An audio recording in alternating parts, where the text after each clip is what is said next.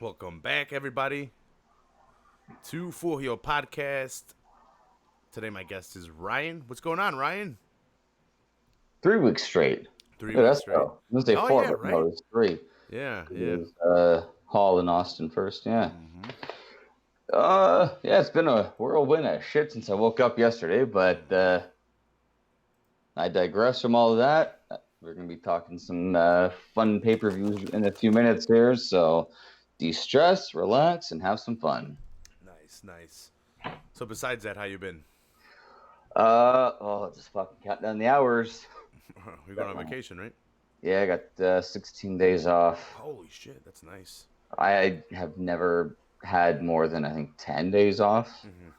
So I'm pretty excited. You going anywhere special? We're taking the kids camping about half an hour from where we're at. There's a little campsite, so we're gonna go there for a couple nights. And aside from that, just where the world takes us, it takes us. Nice. That's what's up. Yeah, I like to do those day trips to you find like a little kid museum, 45 minutes this way, or you can find like a small water park, 20 minutes that way. You just look up things, find fun things to do, and just surprise the kids too, because they don't know what to expect. You're not saying like, oh, we're going here, going there. They wake up, hey guys, guess what today is, and boom. So they get excited for it too, which is awesome. Yeah, that's what's up. You saw Lion King. What'd you think of it? It was good. We ended up leaving, I'd say between half and three-quarters of the way. What Uh, happened? I think because Carla loves the cartoon, I think the live action just had a little too much talking. Like there's a lot more build up. Like I noticed right from the get go, like from the cartoon, when at the very very beginning after the theme song, the mouse kind of goes like beep beep beep, and then Scar swats it. And this thing here was like a minute and a half of just this thing like walking up a reed in the water, then falling off into the grass and running through under a rock, and it's going all these things. I'm like, oh, okay, this is really being drawn out. Mm-hmm. And so I was kind of, and she was kind of antsy right off the get go because of that. So Just a little more adulty, just because of the yeah, realism. That oh, just that just add another she aspect to it. she's watched Terminator, Die Hard, Mm. Batman Returns, Batman, all the Harry Potter ones, Mm-hmm. like all like the latest. So she's like me and Kara. She's very drawn to like those more adult action oriented movies. So I thought, perfect. She likes Lion King. She's seen things that aren't gonna be too scary for her, but it was just I think just drawn out. But it was a fantastic movie from what I saw. I loved it because Yeah. I didn't get to see a lot of Disney movies growing up. I just might just never watch them. So now I get to. It's kind of cool for me to see like The Jungle Book, Beauty and the Beast, Lion King, Mulan looks fucking badass. Mm-hmm. So Mm-hmm. so I kind of like it because they're good movies. They are good stories. They're fun, and it seems live action kind of gives it more realism, which I appreciate more. I missed Aladdin. I saw Lion King. I also enjoyed it. Oh, Me and the Aladdin, nephews enjoyed man. it. I wish I would have seen Aladdin. I heard it was good. I heard some criticism about it, but I want to check it out for myself.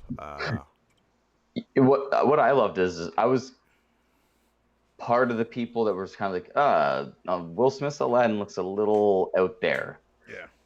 but and there was a lot of people who were going a lot like hardcore against it going into the movie. And I remember seeing the first review was the only downfall of the movie was one character, and I was like, oh fuck, of course, the genie. And they're like, Jafar. I'm like, oh damn. And then I was reading the article, and it gave Will Smith's character like a high review. So I was like, okay, like. So the one thing that I was nervous about seeing that movie because it looked really really fun, ended up getting pretty positive reviews. So yeah, I'm Mm-hmm. excited to see that one when it comes out. Yeah, I need to check it out. Me and the nephews missed that one. Yeah, I really haven't been doing anything. Hung out with my friend. We watched SummerSlam on the weekend. Saturday, Fight Companion with Toucan. That was fun. I hadn't done that one in a while. How about Uh, Mike Perry? yeah, Mike Perry with the well, a new Yeah. nose now. Yeah, He's getting it reconstructed. I hope. Well, we'll, no, he we'll be did. we'll be talking about that tomorrow. Mike Perry. Yeah, but that was about it. I really haven't done anything. Still working out. Um, yeah, Training's uh, going good. yeah. Just gotta keep consistent and just keep doing it over and over again. backyard's kind Within of taken up, so we've been running in the park, just lapping the park, getting some cardio. My mom's painting the porch area, so she's moved everything into the backyard area, so it's taking up a lot of space. And So, you're at 4 weeks now, 5 weeks now. this is a month and 3 weeks started this Oh week. wow. Yeah. Wow, that's amazing. Good for you guys. Yeah. And our workouts are 4 a week now. We've been working out. Well, last week was we cranked it up to 4 workouts a week. Nice. I'm gonna try to get that in this week as well. By the I weekend. I got a personal trainer a while back, and I remember he sat me down. He said, "Okay, listen. First thing you got to do is you got to listen to your body and do what your body tells you." And so I fired my personal trainer and went and played video games. I'm gonna challenge you to a race, Ryan. Oh, you'll kick my ass. So for those people listening to previous episodes, last Saturday was a fight companion. Me and Ryan have been breaking down people's careers, favorite matches. I've had Jesus on, Jeff on to break down our favorite matches, and so today's a little bit more of the recent product. We're gonna be covering SummerSlam 2019 and Toronto TakeOver 2019. So from Ryan's Toronto. home country of Canada. Yeah, I was that close to getting tickets to SmackDown last night, Mm-hmm. but my shifts got switched. So my bug guy had tickets to SmackDown for me, but because I wasn't there, he's like, I just gave them to the guy that was working, and regardless if he could go or not. I was like, fuck. Damn, that sucks. But I had to work early today, so it would have made a difference. But Jesus usually hooks it up with Raw tickets. His brother works for some Spanish news company, like Telemundo or something, or Univision. I think it's Univision. He does like radio stuff, and he does anchor stuff as well. Oh, And nice. he's actually met some fighters because of that, so that's pretty awesome. I forgot who it was. Might have been Tito Ortiz because of Combate America. But he'll get tickets, and if he doesn't go, he'll pass them over to my buddy Jesus. Jesus will hit me up, and we just go pick him up at the box office or whatever. Perfect. And yeah, he's done that a couple times. Been pretty awesome. But This would have been a fun thing too, because you would have had the meet and greet, TakeOver, SummerSlam, Raw, SmackDown. Like you had 5-night event. Like if you're like traveling from like somewhere in Canada, States, whatever, you have like a little like book your like a week vacation, and you're like right into this.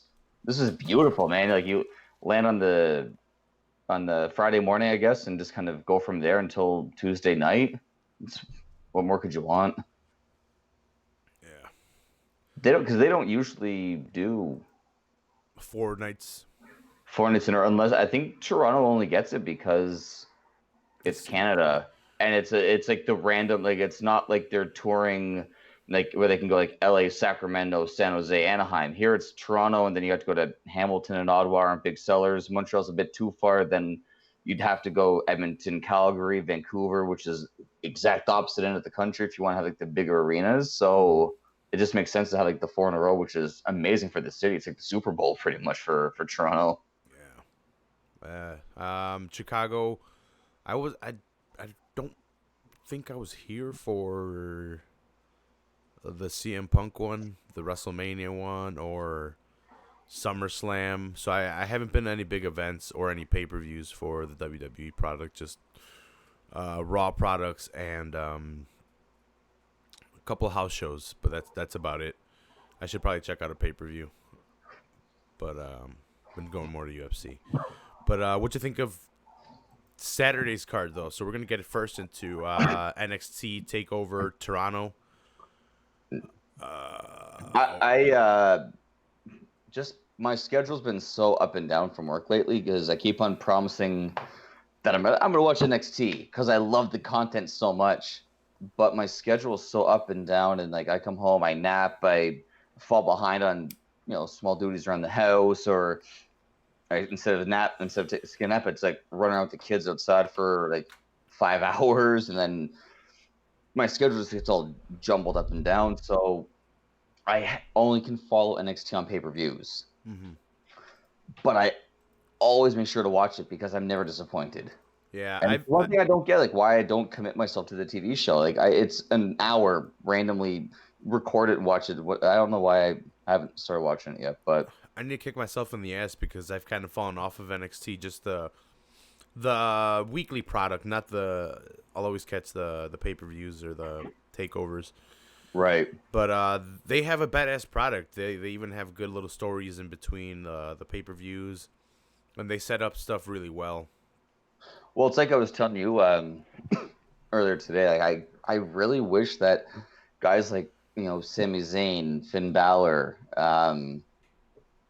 guys from NXT that are on the main card now, main roster rather, that aren't being utilized properly. Like, they might get like a title reign of some sort, but they're not being pushed. They're just kind of like at a stagnant state. Drop them down to NXT and just create NXT its own little territory, like a WWE subsidiary, kind of like they used to do with ECW. Just and if you want to like pull a guy up, awesome. You want to drop him back down, have at it. I think that exact idea is what they're going to try to utilize right now. Especially with AEW, they really got to put a bigger and they got to add more time to their weekly product. I think. So Tyler Breeze got moved down to That's right. Breezango. yeah. So now Fandango came back, but he came back to NXT, and they're gonna repackage themselves. They clearly said it themselves.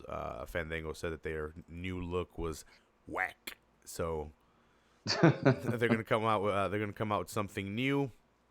Yeah. I saw like the new look Breezango is gonna be debuting tonight. Is today Wednesday? Yeah, I need to check it out after. Yeah. I'm gonna watch NXT after this, but you guys need to check out NXT.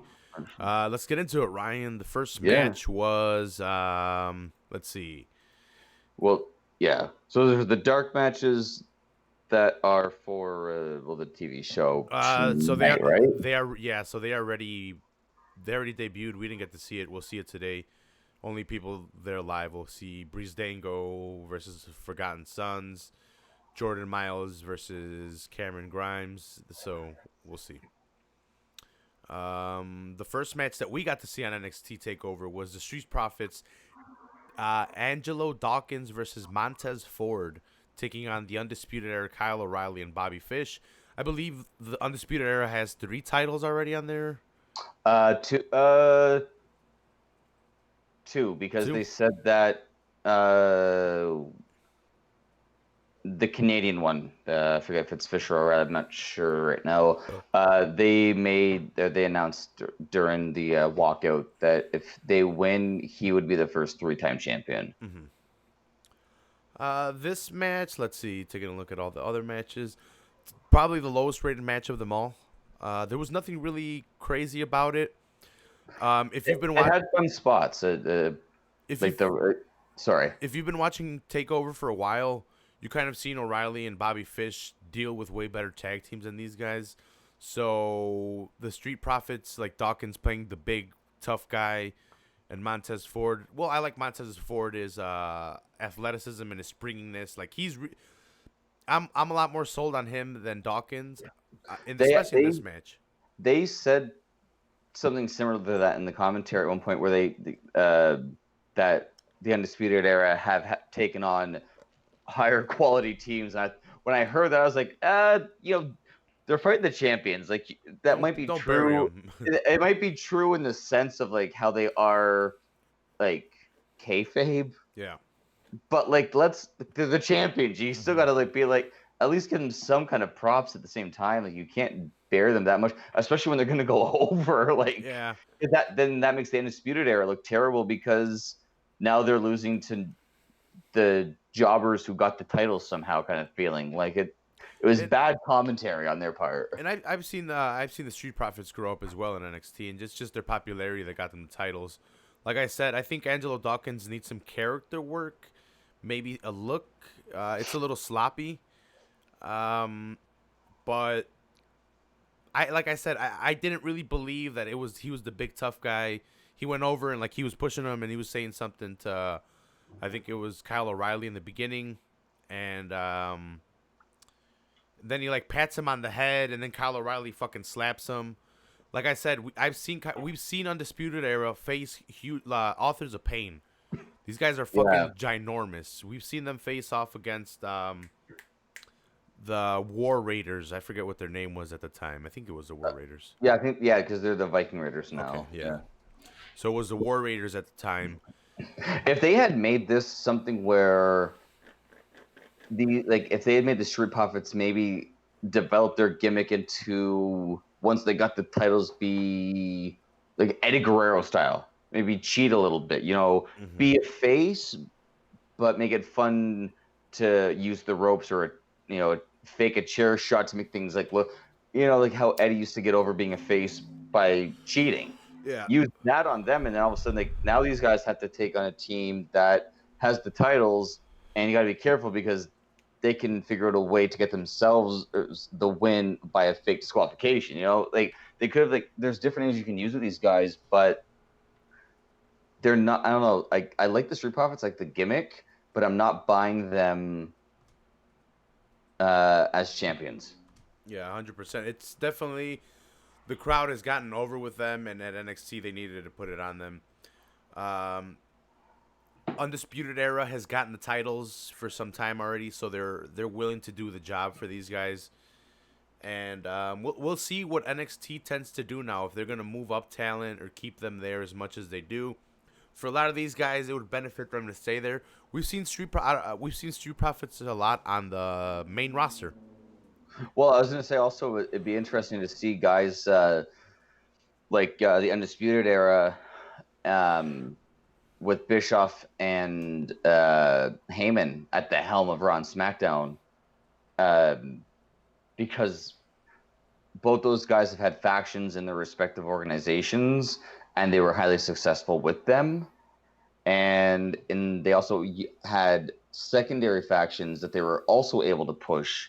So if they wanted to bring the Undisputed Era up and kind of do not even an NWO or DX or Corporation or anything like that gimmick, but just have them come up as the Undisputed Era, and they've taken over NXT. Like put all the belts on them, bring them up, and say now we're here for the the big boy titles. Like something have them come out balls to the wall that way. Mm-hmm. I could see that. That could go over. Yeah, no, they could definitely do for a little bit of a makeover and maybe a little bit of character change with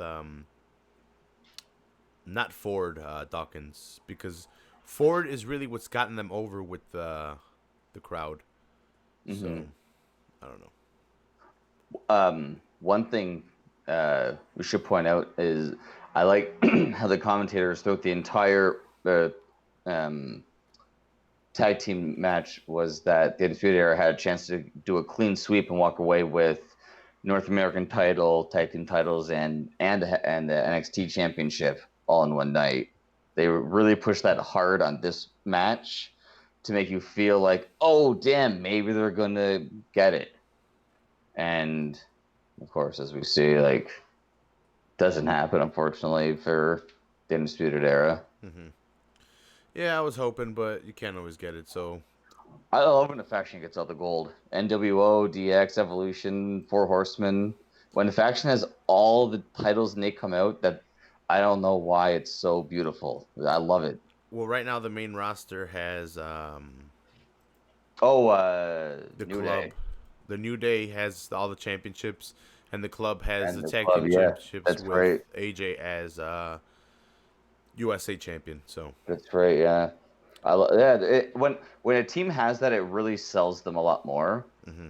And I feel like the way that they're pushing Cole right now and really bringing Roderick Strong up a level, baby. I feel like just throw all the belts on them. Mm-hmm.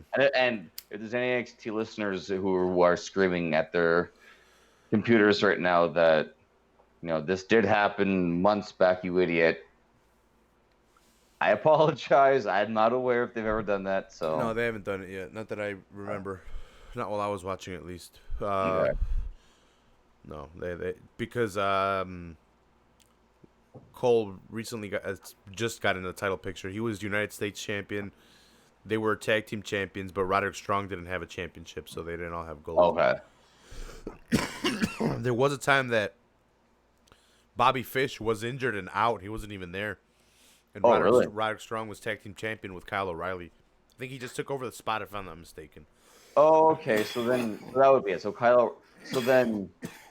then Fish and O'Reilly have never been tag team champions, or they've been tag team champions once, and then Roderick Strong and I think it was 2 times, but I think the second time Bobby Fish was injured and Roderick Strong had joined the that's it. You're right. Undisputed, and then he just kind of took over the role. So that's why. Okay, so now I'm filling in some blanks then, because how they're a tag team, but one guy would have 3 reigns and the other guy would have 2 reigns if they were to win at that. So yeah, Fish got hurt, and then Roderick Strong and Roderick Strong stepped in, and then they ended up taking the titles. That makes sense then, as to why one would have more than the other. Yeah. Yeah, Strong betrayed Dunn, which later will rehash stuff with Strong and Dunn in the match. I vaguely remember. I think I saw like some highlights of it going into a match, maybe with Dunn and Strong. Oh, for WrestleMania, that's what it was. Mm-hmm. That's I think where I saw that. Yeah. So, let's see. Anything crazy to remember from this match? Montez Ford, was it a frog splash that he hit? Yeah, I know. I know how the finisher ended. The finisher is Dawkins hits a spear on on Kyle, and then he goes for Fish. While he's going for Fish, Ford jumps on the rope. Yeah, hits the frog splash, and they get the 3 count. They did so many late 90s. They went for the people's elbow, but but then he blocked it, so he knocked him down. And when he turned around, the guy went to I forget who was who. I apologize. Montez Ford was the skinnier of the two, acting like The Rock. So what you're mentioning is Montez Ford. No, I'm which of the Undisputed Era. Oh, okay. Which was down, but I forget which one. But yeah, he takes Fish's the Rock mustache guy. Bobby Fish is the guy with the mustache. Kyle O'Reilly's the one with the buzz cut. He doesn't have hair. I'm really drawing a blank. I'm just seeing shadows. They have similar gears, so I can't even distinguish. So there was the failed people's elbow. We got the rock bottom. We got the frog splash. We had the spear. We had so many old school Attitude Era moves at the very that was not bad work, man. Not bad work. No, I'd give it 2.5 out of 5. And it was smart because Toronto is notorious. Toronto shit. Okay. Toronto is like Canada's Philadelphia. The fans will always boo.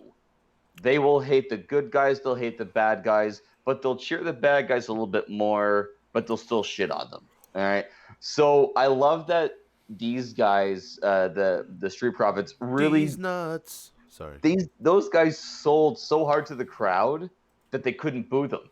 Mm-hmm. The entrance through the crowd, the old school moves, the little bit of flair, they really did so.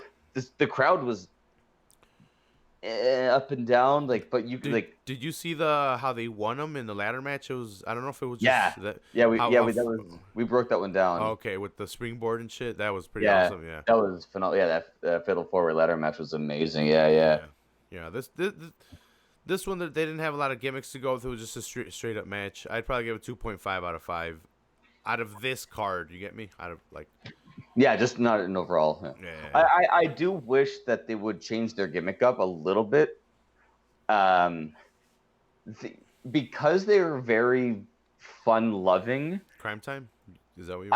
I was gonna say you use that because that Crime Time thing came out, and right from the get-go, it was so racist.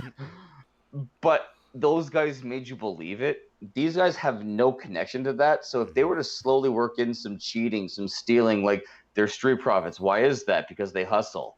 Start to work that into their gimmick a little bit. I think they could really get over. But Ryan with the creative over there. I don't buy them as champions right now, but I feel like with a gimmick change, they could be so over. Mm-hmm. They could be the Street Profits and then just let them hustle everyone. Eddie Guerrero style, Crime Time style. You can mangle so many things or mush so many things together into one little ball, and these guys could blow up and be a phenomenal team because they have the athleticism.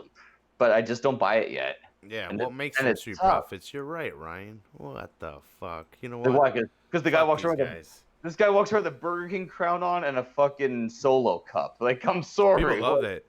Oh, dude, you should have seen them at first. Dawkins Oh used to have no. like a wife beater Oh no. and Like like every time I really, see really shitty shorts. Like, it's I'm like, like, dude, come on. these guys they have this. You can see they have the ability to get over. Yeah. hmm They're on the But main roster for a reason as NXT champions. Who else from NXT right now is on the main roster? Ryan, are you practice boxing or shadow boxing? these fucking fruit flies. Oh, God we're doing. damn it. Sorry. Okay. Yeah. Yeah. No. What would you rate this match? I had go. Yeah, 2.5. I thought it was fun for what it was. They sold well. I like the announcers really pushing about the Undisputed Era's chance for the clean sweep and having all walk out with gold. I like the throwback to the Rock and Goldberg and Eddie Guerrero. It missed a lot for me, and it was like I said, it's just the gimmick. I think it's just a little. It's missing something little to me, but I could definitely watch those four guys go again. I'd definitely watch it. It wasn't terrible. It wasn't shit. Hold up, Ryan.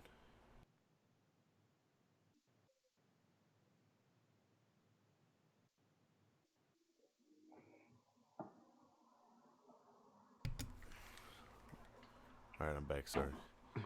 Business had been taken care of, eh? Yeah. Sorry, where were we? 2.5, right? Yeah, it was a solid match. I mean, I've watched it a couple times, so it wasn't terrible. It's just like, oh fuck, I can't watch that shit again. So, Next match not like the main was event, that fucking stinker. next match was Io Shirai taking on Candice LeRae. In a singles match, just a regular match. They gave these girls a little bit of time to go at it, and they did not disappoint. No, they were Candice LeRae. Like, I've just learned about her in the past couple of weeks. This was the first time I've actually seen her in action. I dig it. It was good. She can hold her own. I like it. And Rose Shirai just coming off the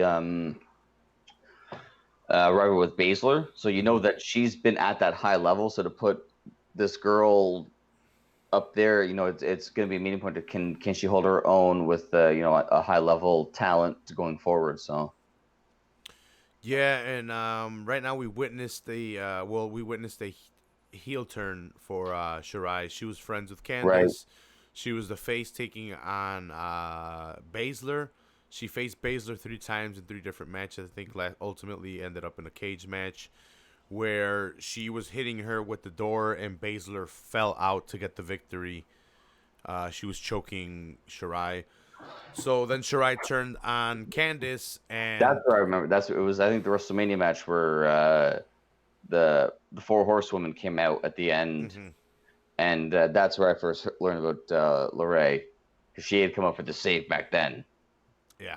And okay, so now that's So from there, it led into this rivalry that they had, and they had a fantastic match. Just like I said, just a regular match. They went at it with Candice showing her heart, her unwillingness to give up. She was just in the match, kept on kicking out. We had Shirai putting on her complete offense, landing a bunch of off the top rope moves, landing moonsaults, and she just couldn't get Candice till ultimately she locked in the Koji clutch, which was like some kind of leg submission that she does.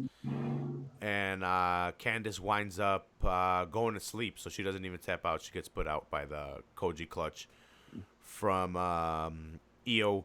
Io looks super hot in her black and green skin tight gear. You shared the other day, you fucking bastard. That's her as a face and a fucking heel, bro. Oh man. Yeah. Yeah, she's pretty fine. I like that they had they had LeRae pass out, because it allows, it does let the rivalry go on that little bit longer. They can't just say like, I never tapped out. You never like it's the Stone Cold Bret Hart thing. Uh, you never quit. You never tapped, passed out.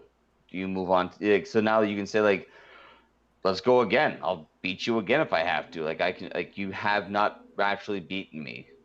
So it's like, it allows a little bit more build in the story. It can help push Lorray a little bit and build Shirai a little bit more heel. 100%. So I've seen, hope they do it right. yeah, we've seen Lorray in the Mae Young Classic. I think that's where she Yeah. debuted. Yeah, and Io got brought in, and then she tagged with the Pirate Princess. Forget her name. Oh, But yeah, she tagged with her for a while, and then this girl came up, and now she's with part of the Kabuki Warriors with Asuka. But now she's heel. Keeps her out of the title picture a little bit if she can continue this feud with Candice, and Baszler gets to continue picking off the girls of NXT and looking like a super dominant champion. And yeah, I wonder how long they keep her there before they bring her up to the main roster. Not that I have anything against her being at NXT, but she's been beating all these girls, and it's going to be about time that they put the title on someone else eventually. Yeah, because she's been going for almost a year. I think more, dude. She had 2 reigns, right? She had a 1 reign, then this she is had her second one. And it was the like Pirate Princess beat her, I think. But it was like really quick in between, right? Like a month or so. Yeah, it was. So it's probably like a year and a half with 2 reigns, give or take.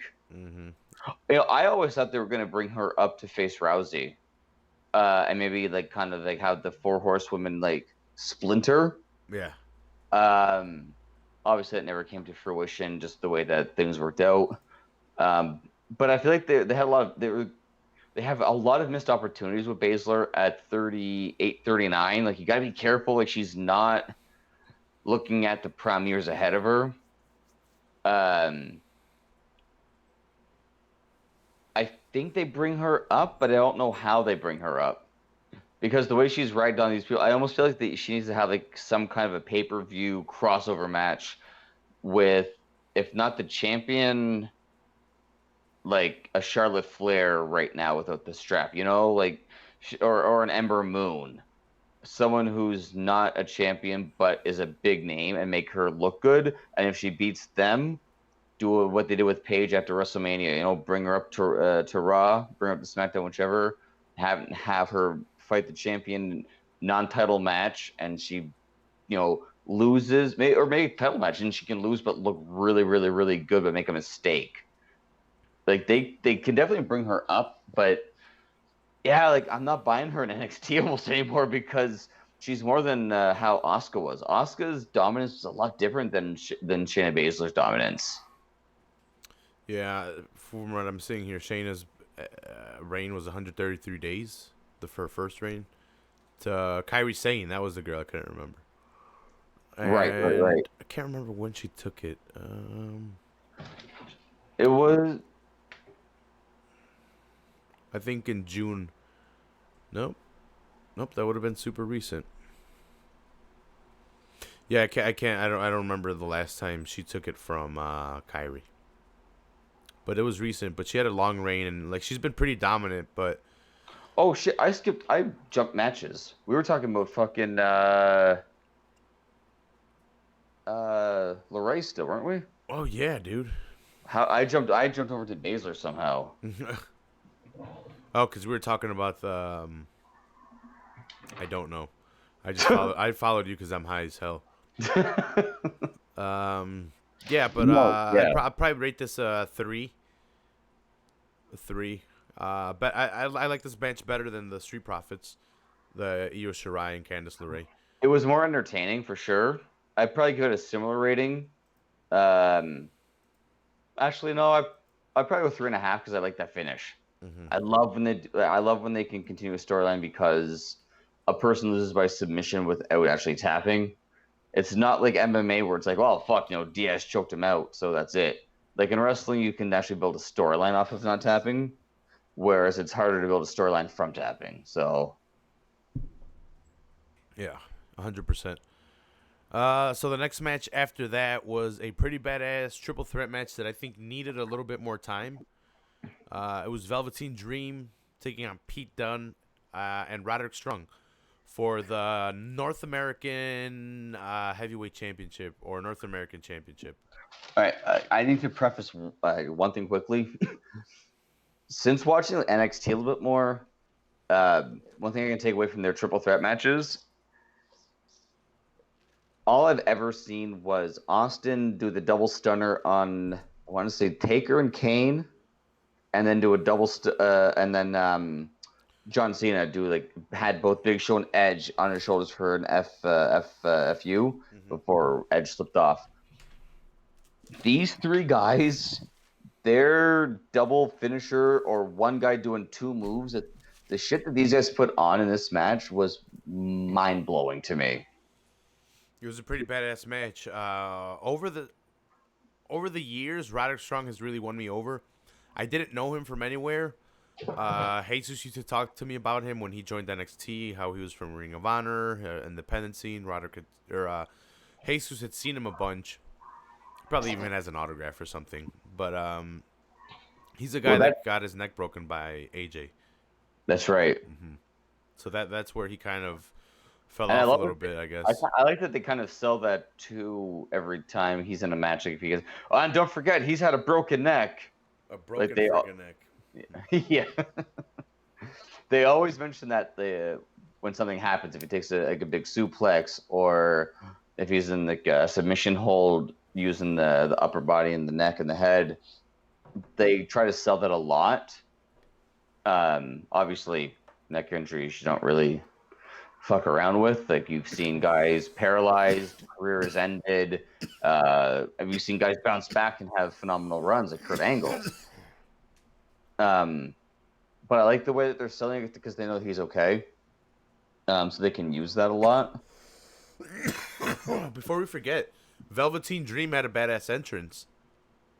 Yes, he did. Yeah, he came out with the Mounties beginning song that bled into his song.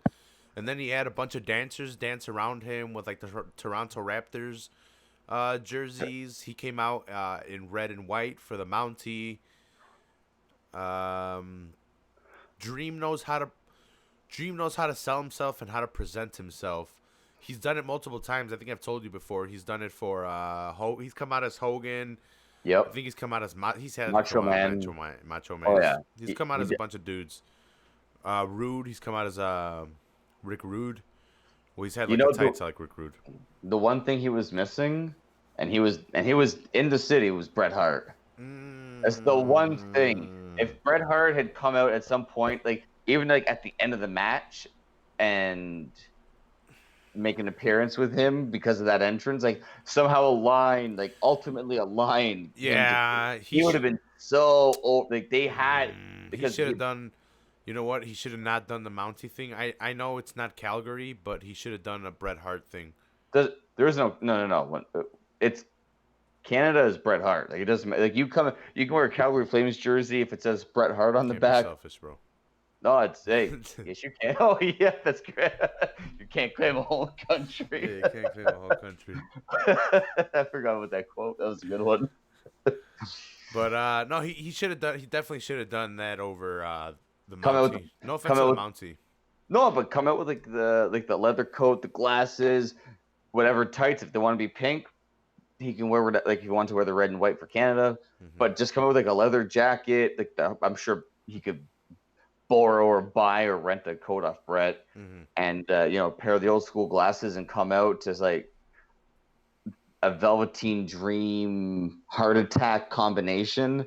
They could have fucking sold the shit out of him. He would have blown up like tenfold if he had done that kind of entrance. They missed it there because Velveteen Dream, I'm surprised he stayed on NXT this long. I think I saw him in the Cruiserweight Classic, if I'm not wrong, the first one. He was just a different name and a different character. It was like a really bland character. You know who he reminds me of? I don't know if you're familiar with his Jay Lethal. Oh yeah, yeah. He reminds me a lot of Black Machismo. yeah, like he's a guy that can do great impersonations in the ring, but also has his own style. But for some reason, it's like that ability to imitate holds them back instead of pushes them forward. Sorry. We Matt Riddle came out. We skipped that, I think. Oh, that's right. Yeah, when he was going up challenging Goldberg and shit. Yeah, right before we get into this match, he comes out and he calls out fuck Harry dude's name, Irish dude's name. Oh, I Lane know it. Killian. Yeah, Killian. Killian Dean or Killian Killian. Dane. Yeah. Dane. That's yeah. Yeah, so he calls him out, and then he comes out, and they go at it. They're fighting in the crowd. They make their way to the entrance ramp, and then Killian like kind of spears, not really spears him off the entrance, and they take out an extra guy with them, and they crash through tables, and that kind of ends that. And then that leads us into this match. But like we were mentioning, this is a badass match. Velveteen Dream doing his all high flying fancy stuff. Pete Dunne manipulating the joints. Roderick Strong using Roderick Strong is an all around wrestler. So I was gonna say yeah, like he had a little bit of groundwork, little not the ridiculous high flying like Velveteen Dream, but he was doing a lot of slams and stuff. Yeah, he was doing his part. And they did a very good telling because they did the classic, Dreams out, then Dunn's out, then Strong's out. So you had like the 1-on-1, then you had the 2-on-1. Like you had like a good mixture of hey, I'm a bad guy and he's a bad guy, but I'm gonna team with the good guy to fight the bad guy. And then they did a lot of like the classic things and it worked well. Yeah, it was pretty funny. So at first, I forget why they're not focusing on Strong, and Strong says something, and Dream shushes him. He puts his finger on his lips, and then Strong snaps and hits Dream, tosses him out. So it's him versus Dunn, and then he's fighting with Dunn, but then Strong comes in, or not Strong, sorry, Dream comes in, and he tosses out Strong. And they start working together on Strong, Velveteen and Dunn. But once they throw Strong out for a second time and it's just them two, Dream is behind Pete Dunne, and he does the ravishing recruit thing where he gyrates his hips, but he's like right behind them. Velveteen Dream, for those people that don't know who he is, he plays a very, very flamboyant character. He's Prince. Yeah, he's Prince. And he's portrayed Prince. Yeah, he's portrayed Prince before. Yeah. So he's very flamboyant here, and Pete Dunne's like, whatever, and he goes at him. Pete Dunne's the brawler, or the bruiserweight, as he likes to be called. I wish Pete Dunne was a little taller. So, because Pete Dunne will not make it on the main roster, I don't see what they can do with him on the main roster, and it sucks because I feel like he'll go up there to be a talent to push over guys or put over guys rather. Sorry, but he's too good for his gimmick in NXT. Like there's the guys that he matches up with. He needs to fight Pete Dunne. I feel like that's what he needs. He needs like how Finlay had Regal back in the day. Like you need that. They need more UK like Walter. What are they doing with him right now? Did he take the title off this guy? I think that's who took the title off this guy. Yeah, that's what I mean. Like, why aren't they doing like? I get trying to maybe promote him to be or a North American champion now as opposed to UK, but I feel like if you're gonna put it on him, do it now. Yeah. Don't waste what he has because he was dominant for so long. He just lost the strap, and you're not putting it back on him, and you're not giving it the next pay-per-view. I don't know. Yeah, I don't know. I need to watch more NXT during the week. I need to see where the story continues. I know they were trying to, tease that he might be the European, and now he's going for the North American championship. Yeah, he was gonna have them all. Yeah.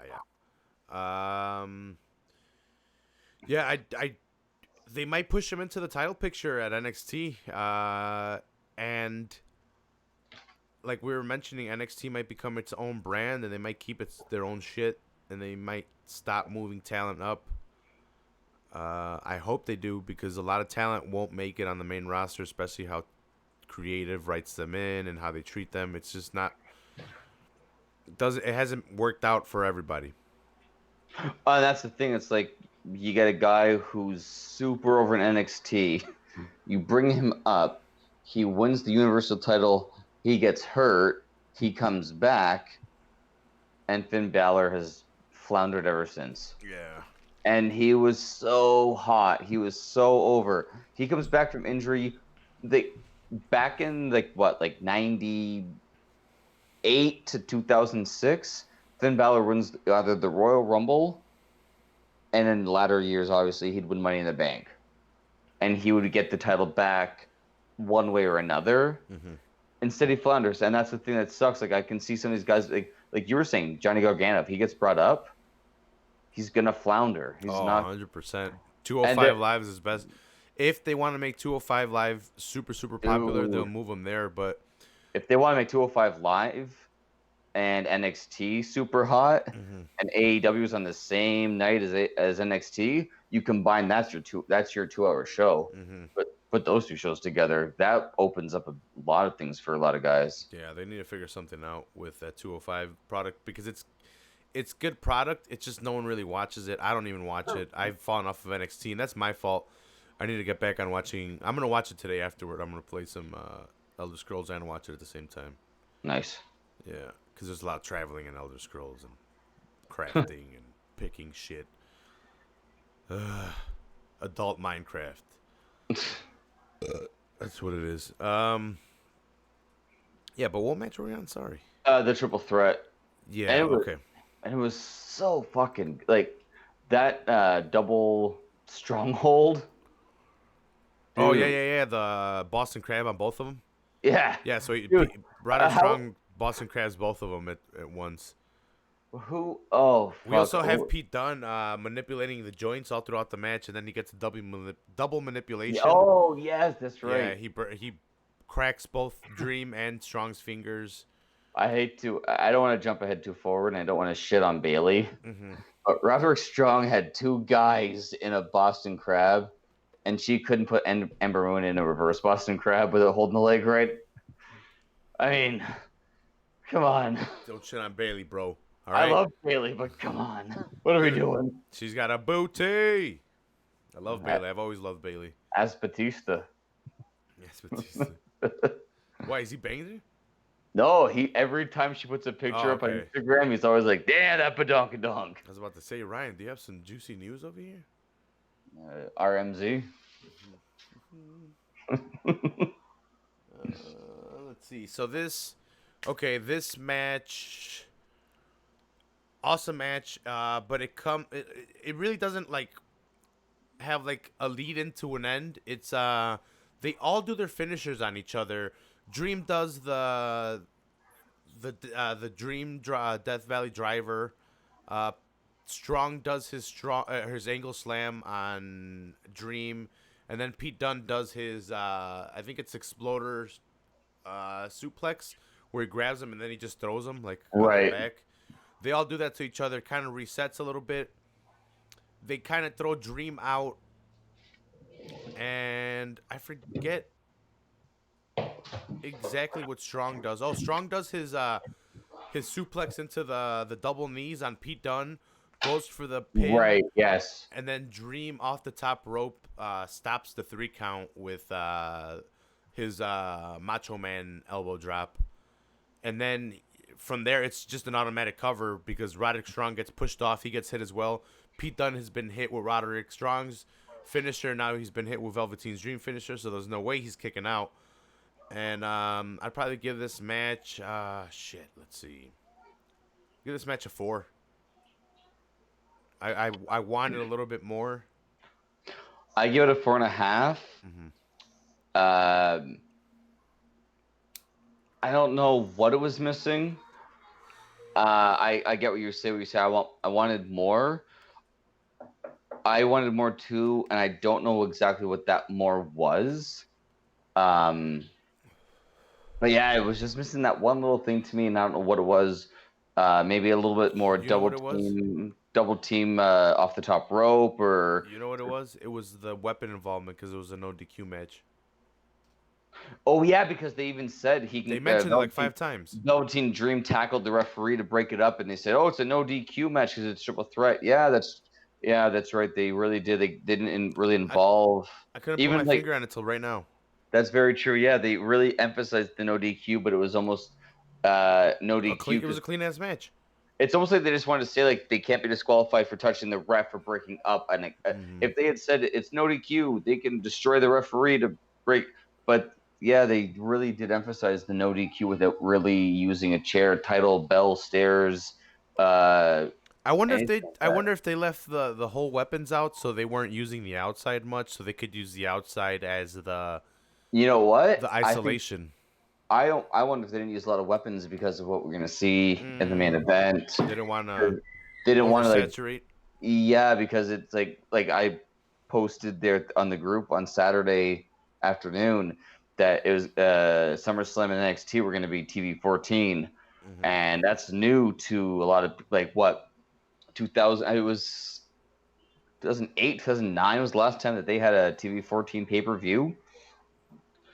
It's been I think it was Capital Punishment. I remember reading it somewhere recently, but this is the first TV 14 in at least 10 years. So you don't really want to go out with like tons of weapons. I get that. But yeah, like really emphasizing the no DQ. They could have used something like an exposed turnbuckle or a title shot. Those aren't dirty. They're cheap shots, but they're not kendo sticks. They're not blood everywhere. There's some children. It was just super clean. Hey, the kiddos. No, sorry. Yeah, I know. I'm sorry, Connor. I What's going on, forgot. Connor? You say Hi. here. 1 second, Connor. Watch out. Yeah, you're gonna hear in a second, honey. Hey, Connor, say hi. Hi. Hi, Connor. What's going on, buddy? You went to the park and you're gonna have candy? Yeah. Oh, lucky boy. No, I want candy. Okay, Connor, you're gonna jump down. Watch out! Watch out! Watch out! Your arm. Ah! All right, Carly, come around this side. They're gonna start a podcast of their own in the future. Yeah. Ryan and the kids Oh, talking about baseball. No. The kids will have their own podcast. It's gonna be called Making Daddy Broke. Okay, ready? Get your hair. Watch out. Okay, let me get the microphone. Okay, 1 second. Hi. Oh, can you hear? Okay. Can you hear? Hello. Hi. Hello. Did you watch Did you- SummerSlam with you, Ryan? No. Kara forbids the kids from watching wrestling, even though Carla was interested in Lynch and Natalia. And I'm trying to say, look, those are some strong female role models, like Wonder Woman and Batgirl. But you know, whatever. Submission match. Yeah. Oh, you want the other ear? All right.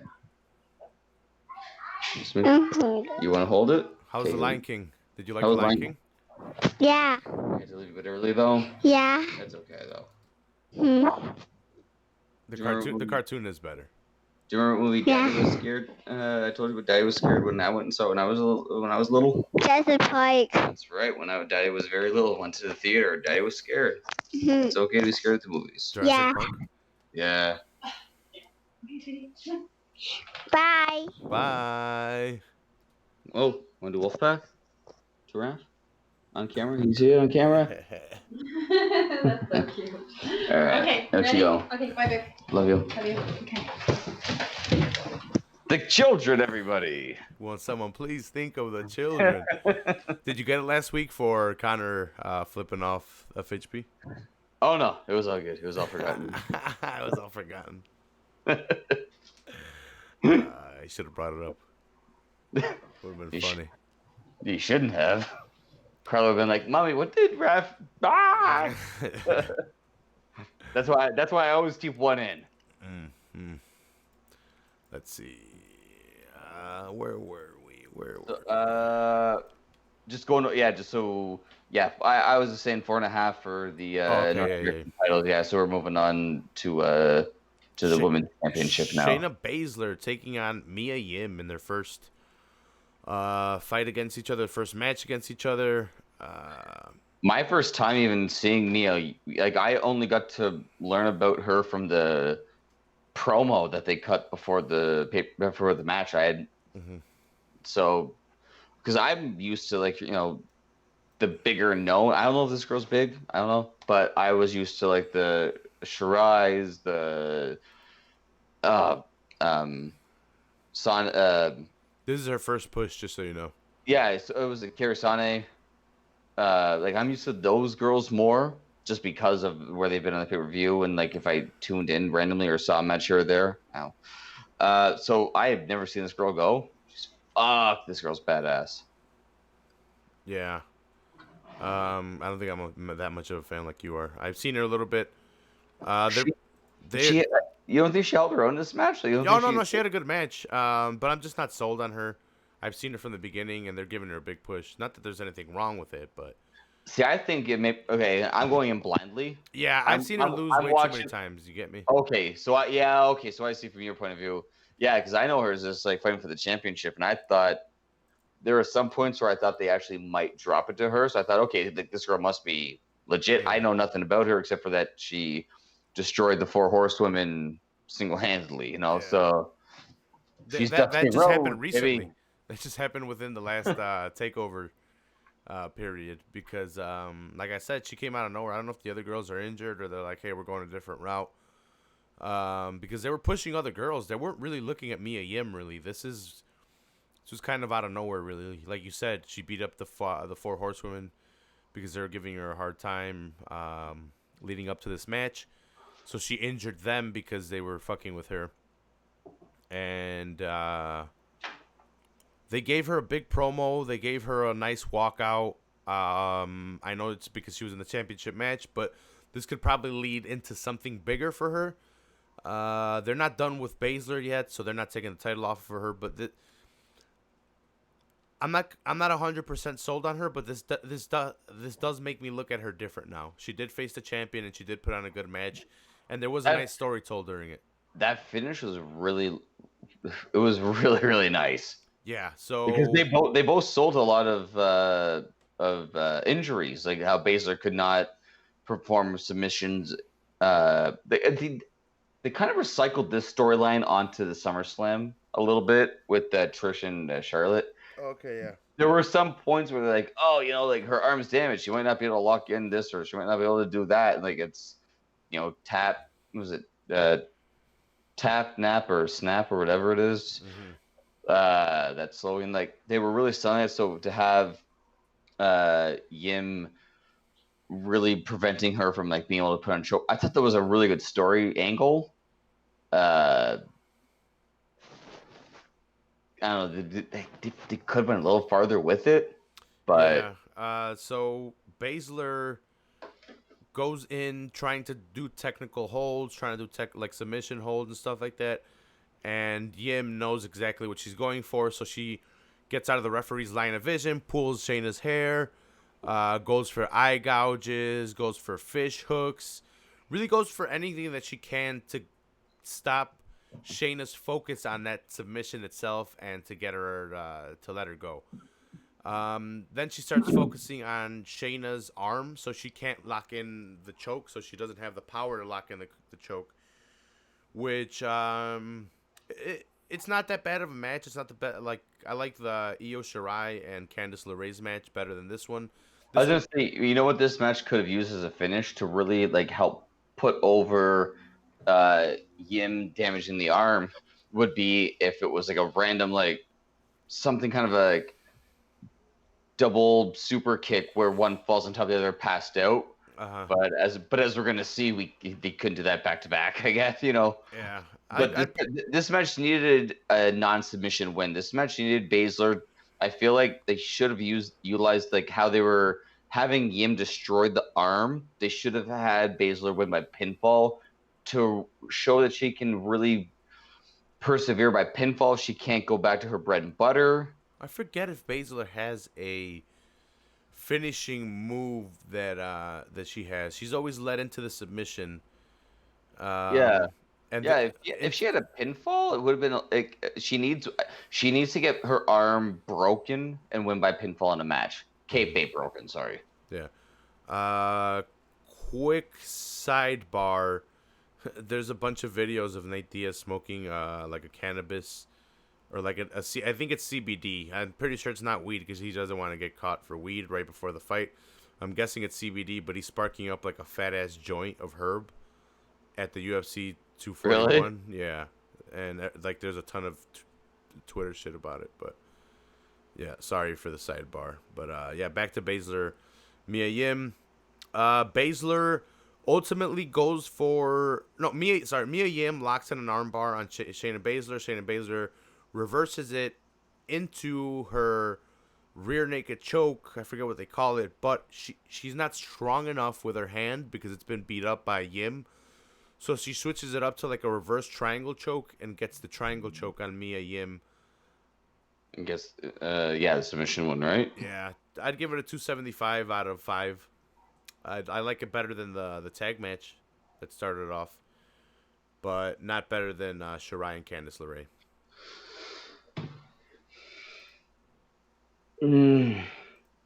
Final thoughts? I think the finish prevents me from saying it was better. I think I've convinced myself in this breakdown that if they had done a finish where it was a pinfall, I would be a lot more on the side that this match was better. Mm-hmm. But that pass out finish was the proper finish for that match. And I think the submission after her arm was destroyed for majority of the match, for her to have instant strength. I get wrestling superheroes and all that kind of stuff. It should have been a pinfall finish, I think, to really sell that she can win by hook, by crook, by pinfall, by submission. I feel like that's what was missing. Mm-hmm. So yeah, I give it a solid 3.5. Maybe no, I give it a solid 3. Mm-hmm. But I think I like the LeRae match better. Oh, yeah. I agree with you. I think again, like I said, not to reiterate too much, but that finish, it was all about the finish of these matches. Yeah. Which brings us to our last match, and these guys went at it for 46 minutes. They had a 2 out of 3 falls match, which really was a three stages of hell match, wasn't it? Just yes and no. I think there's been a couple different 2 out of 3 stages of hell matches with different stipulations. mm-hmm. I think if they just called it 3 stages of hell, It needed to end in a Hell in a Cell to be 3 stages of hell, right? no, because Triple H and Austin was regular fight, street fight, cage match. Shawn and Triple H was regular match, no disqualification. Oh, you know what? This actually might be 3 stages of hell match. And I think about it, I'm trying to think of how Shawn and Triple H's 3 stages of hell match went. This actually might have been the reason why they said like you declare your own stipulation, and then Regal saying that I'll put my third mate. That way it would be more of a surprise when the cage came down. Mm-hmm. But I guess the cage would have been mentioned throughout the pay-per-view because they did say there was a cage up there. They announced it at the beginning of the pay-per-view. Yeah. He didn't announce it before. He said he would name the stipulation, and then he did at the beginning of the pay-per-view. So if you guys don't know, the 3 stipulations were Adam Cole chose a regular match to show Gargano that he could beat him in a regular wrestling match by not cheating, by not doing anything. So Gargano, because of the previous stipulation in the first 2 or 3, he beat him in the wrestling match, and then when he won the title off of him, it was in a regular wrestling match. So he's like, I've beaten you already twice. Let's go again. Yeah, so he called for that one, and Gargano was like, you know what? You've cheated before, and you'll cheat again, so I'm just going to make it hardcore match. Yeah, no DQ match. Yeah. And then that'll lead into the cage match, but it's not really a cage match because they can't escape. Oh, baby, it was such a good cage match. What would you call it? Because they weren't going for the escape. I don't think you could escape. I don't think that was part of it. I don't remember if they stated escape by door or by climb out. but they really did. And I feel like they said it had to be pinfall inside the cage first, or a finish inside the cage rather, Yeah. because of the barbed wire. Yeah. Because I they, think that was supposed to keep them in there, the barbed wire. but oh, the barbed wire with the weapons in it, dude. Yeah. You want it like, oh, when I saw that cage drop, I was like, oh, they're going with the like So the my cage drops, and oh. they have let's say I would say 8 kendo sticks, maybe 4 chairs, a El, ladder, a fire El extinguisher, Sledgehammer. barbed wire, and maybe 1 table. But Gargano had previously thrown tables and chairs in there anyway, so You forgot the sledgehammer. El the Sledgehammer. sledgehammer, El Sledgehammer. el marro, and I was just testing you to see if you knew. Good job. let's see. This Yeah. match was just fucking right off the cuff. It was from the entrance to the From the window to the Oh. wall to the sweat drip down my balls. Make all them bitches crawl. Oh, skeet, motherfucker. Sorry. No, like I love these guys. Like I wish, like the fact that they did 2 to 3 falls on 2 of their 3 matches is amazing.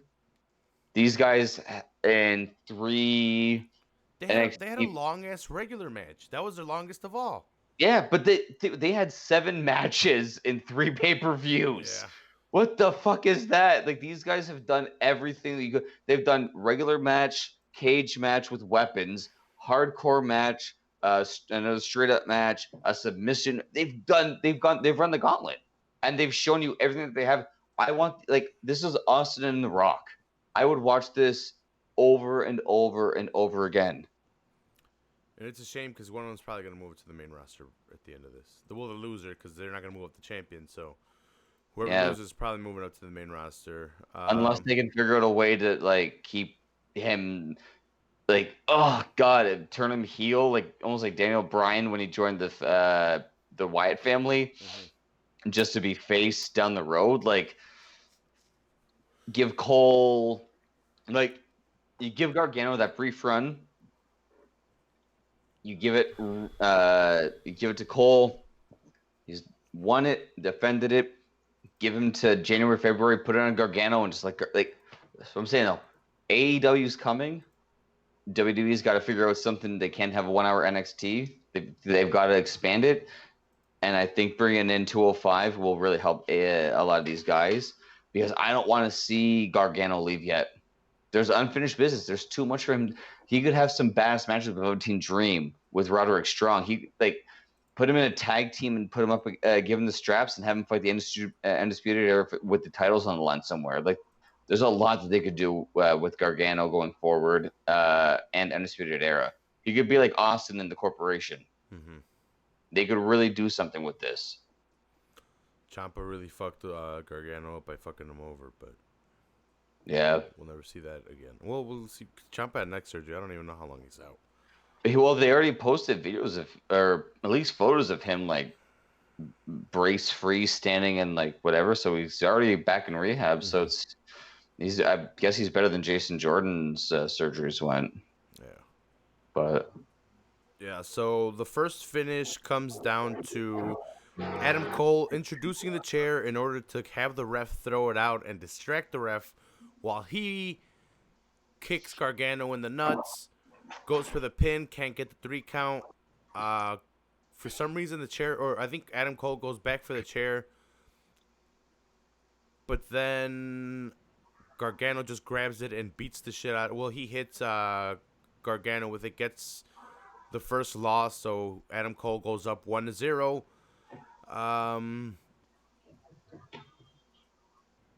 Yeah, so this will lead us into our hardcore match, and he just continues to beat the shit out of Adam Cole. Adam Cole kind of taunts him after the nut shot by sitting on the chair. Okay, yeah, that's how it was reintroduced. And then after Gargano gets the first, or after Adam Cole gets the first victory, Gargano sits in it mocking Cole after he beat the shit out of him, or after he hit him once, because then Cole wakes up realizes that it's now a hardcore match and tries to hightail it, but Gargano starts beating the shit out of him. And it's so funny that they could have really stretched this, or they shortened it up, rather, sorry, and just had him pin him. Mm-hmm. And I like that they had Gargano sit there and draw things out and just be like, you know what, we're gonna have some fun. Like, I want to torture you because we don't know what Regal stipulation could be something very small and minute, like an arm wrestling contest. Who knows? There's a cage up there, but it could be anything in the world. So he really wanted to inflict pain. So I like that a little bit. He was going for the right leg to stop Adam Cole's what is it called? Oh. The something trigger. No. I wrote it down. I forgot what it was called.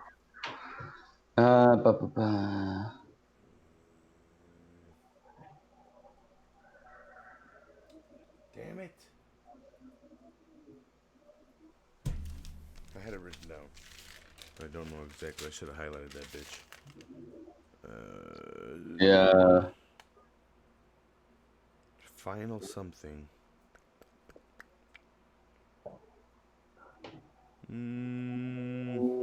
Fuck it. Yeah. It's not the Panama Surprise. That's his slam that he does. The Last Call. I think that's what it's called. I think that's what they're calling it. The Last Call. Yeah, that sounds familiar. Because he was setting him. That's what he set him up later on for. But that's why Gargano's attacking the leg, so he can't go for it. It's a knee to the back of the head that he goes for. He pulls down his knee pad, goes off the ropes, and hits them in the back of the head. Gargano avoids it. And then let's see. Yeah, so that's what Gargano was doing early on in the first match, before it turned into the hardcore match. When Adam Cole gets outside, I don't know if you remember this spot. Gargano tosses the chair outside and hits Adam Cole in the face with it, and then Suicide dives to the outside and hits Cole. They go at it for a while on the outside. They even do a cross body spot where Gargano cross bodies Cole through the barricade. They have a little bit of fun on the outside. Hello. Hello. Okay. Say bye, Daddy. Love you. Bye. Night. Psh, what are you doing? Get out of Oh here. my goodness. Psh. Wow. What? It's a daddy daughter thing. Yeah.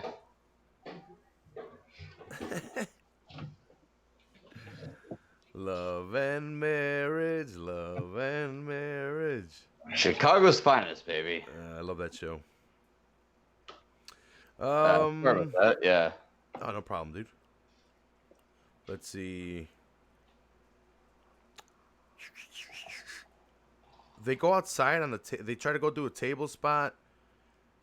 Yeah. Okay. Gargano throws Cole up on a table. Cole reverses, tries to tiger bomb him on the table, but then he just flips him over, and Cole smashes pretty nasty through the table, through the Spanish table. You know, the Mexican. Spanish Well, you always got to destroy that one. Always got to pick on the fucking one on that table. We're gonna build the wall and stop it. I was gonna say we're gonna destroy your tables, and you're gonna build us a wall in return. Yeah, That's us. Because Canada's against Mexico now. Actually, they'll take us. No questions asked, as long as I'll take you, Raph. Bring your family. I got a room.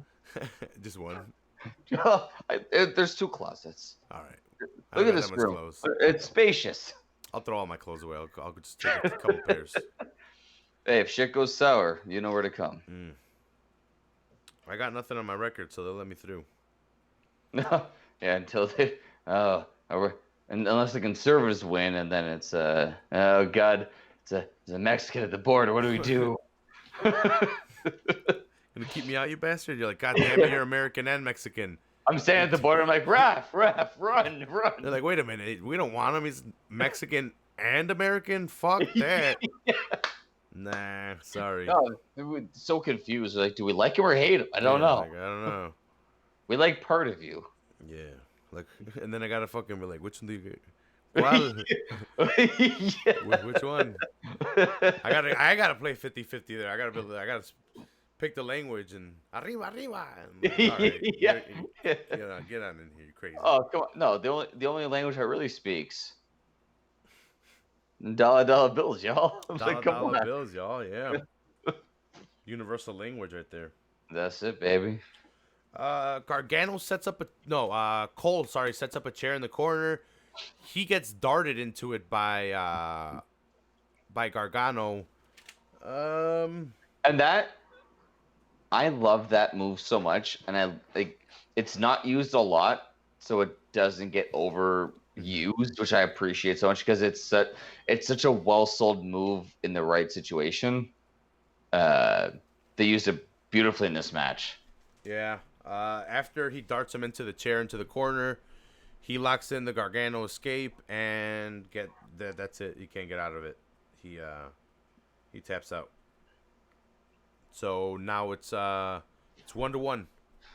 And here comes Regal's special secret super duper no one can find out about it stipulation.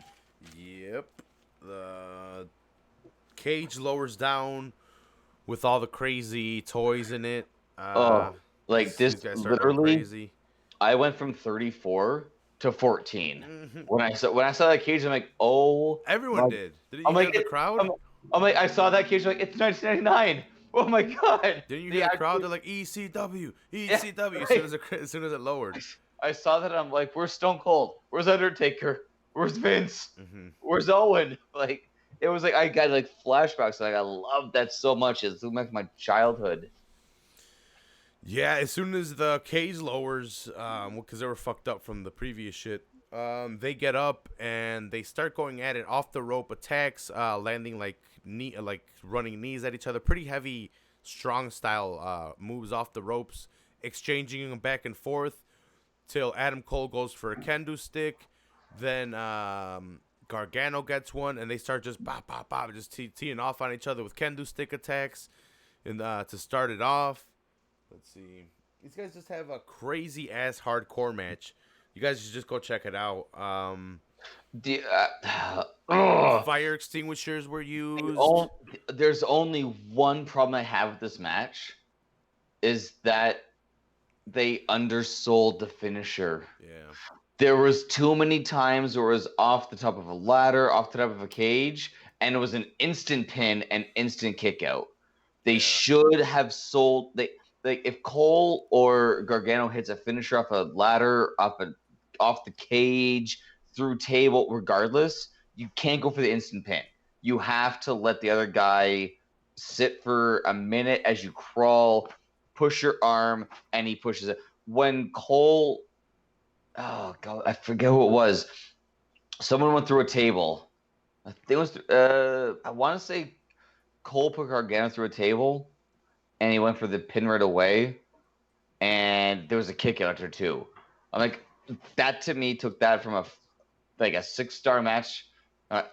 How terrible! It went from a 6-star match to a 5-star match. You know what I mean? Like, it's like this match could have been above and beyond all expectations, but they undersold the effect of the environment with the finisher. Mm-hmm. And it sucks because like you're saying, like all these weapons being used they were used proper, and then they went to the big spot and a quick pin. You got to sell that you're hurt too. You can't just hit it and just boom climb on him unless it's gonna be 1, 2, 3.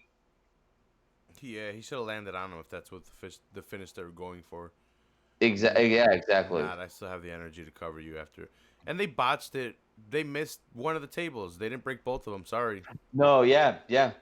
Sorry. This was and it's funny because I literally would say that these two guys had a 6-star match. I would say it was above and beyond everything I've ever seen, except for those little things. Like, and I get missing a table. Like we saw a month or so ago when I'm we just did being an asshole because there was 2 tables and they hit one. Oh no, but remember Bash to the Beach when the table didn't break? Yeah. Sometimes shit happens. That's whatever. It's the act of the quick pins. Like I didn't care for. Yeah, I get you. But still, fuck these guys, man. These guys put on trying to get the sledgehammer, and I don't know. I'm a mark. I don't know if he couldn't get it out or if he was selling that he couldn't. Mm-hmm. I don't know. Uh, so yeah, they have a badass hardcore exchange. Like I said, fire extinguishers. Gargano sets up 2 tables. They really don't use them. They're saving them for the end. Then Gargano starts setting up stuff across the corners of the cage, kind of setting up like a little bit of a platform. They set up a ladder that so Adam Cole hits his Panama Sunrise, can't get the 3 count, then goes off of it, goes for it off of the ladder, hits it, can't get the pin. I forgot exactly how they made their way to the top. Oh, okay, now I remember. So Gargano gets his hands on some wire cutters that were in a bag, cuts some barbed wire, and Adam Cole runs up top to like a table that's splayed across the 2 corners, or the 2 sides of it, and he's about to like fucking stab him or hit him with it. Gargano's about to hit, yeah, like the rep knucks. Yeah, and this is what takes it for me half a point off is the finish. The finish is, hey, we want you guys to mark over the table spot, but we're not gonna 100% be in on the finish because they both just jumped off the top into one of the tables. Yeah, they did. This took me back to like kind of ironically like the Attitude Era where they'd have 2 guys tussling. Yeah. And as one guy would throw one, and it could be during a match that became a no contest, or it could become during a segment. It was an attack, but they just have and they throw and it blow up a speaker or go through a table or go through, and that would, but there was no pinfalls to go along with it. This here, yeah, like what? I don't get. I get if one guy had tried to throw him, and like they held up. Like it would have been better if it was if he went for a finisher. The toss is such a hard thing to sell in an actual match where you have a finish, like you said. Yeah, sorry, someone's sending me a stupid ass video. So let me close fucking Facebook so I'm not getting distracted. Goddamn people! Yeah, they're sending me the video of Nate Diaz smoking CBD. I knew it. I knew it was. Yeah, sorry. Why aren't they commenting on fucking YouTube? Say, hey guys, good job. Fucking assholes. Yeah. I wish they would have focused in a little bit more instead of just a spot for the tables. I don't know exactly what, since they were going for the barbed wire spot and him running. I wish they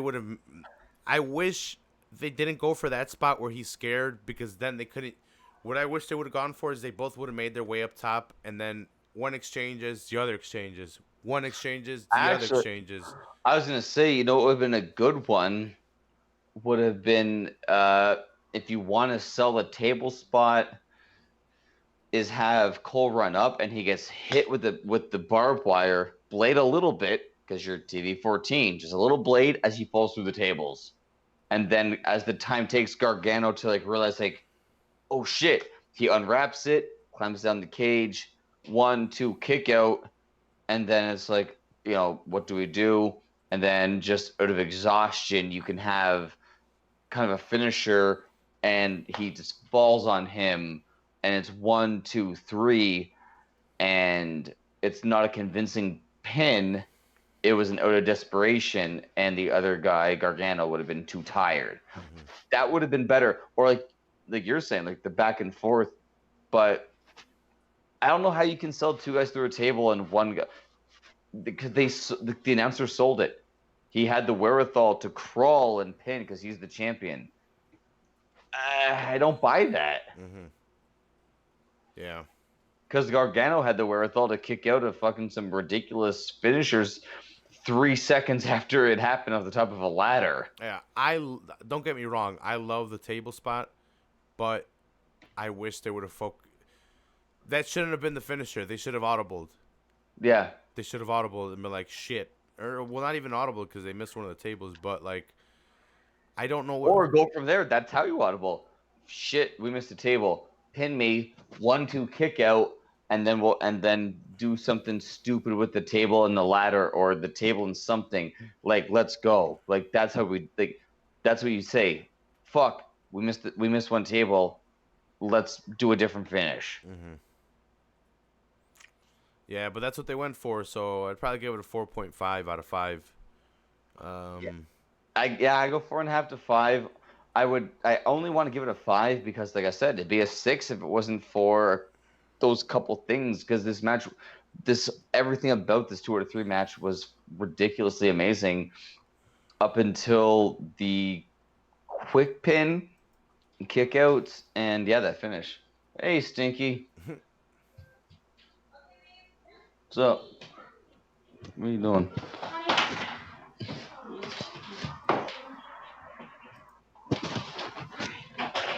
Bye. Bye.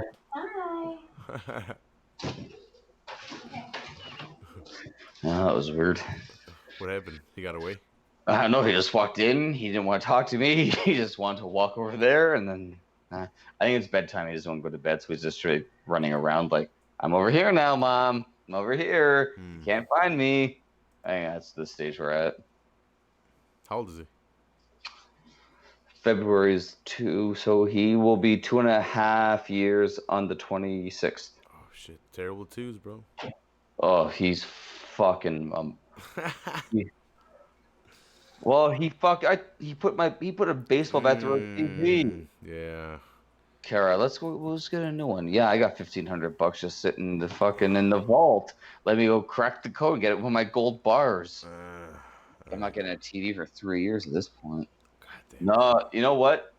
All my friends that have boys around 1.5 to 2.5, all the same. They're climbing, they're running, they're jumping, they're fucking animals. You put them on the ground, you turn around, where are they? Like, Connor just runs on. Connor's like mini-me. We go to the grocery store, and he's like, and just runs. And like, I'm like, oh. And then Kara's like, where's Connor? I'm like, he's probably looking at the blue cow. Like, we'll drop him off at the dairy section. We'll come back in half an hour and pick him up. My nieces or nephews have to be a certain age to be allowed in my room. Adults. There's too much shit that they could fucking grab and play with and destroy. It's just not. I love you too. Ready, Connor? Hands out. Ooh, playing High catch. five. Fist bump. Hey, you're not supposed to play with balls in the house. Ooh, Wolfpack.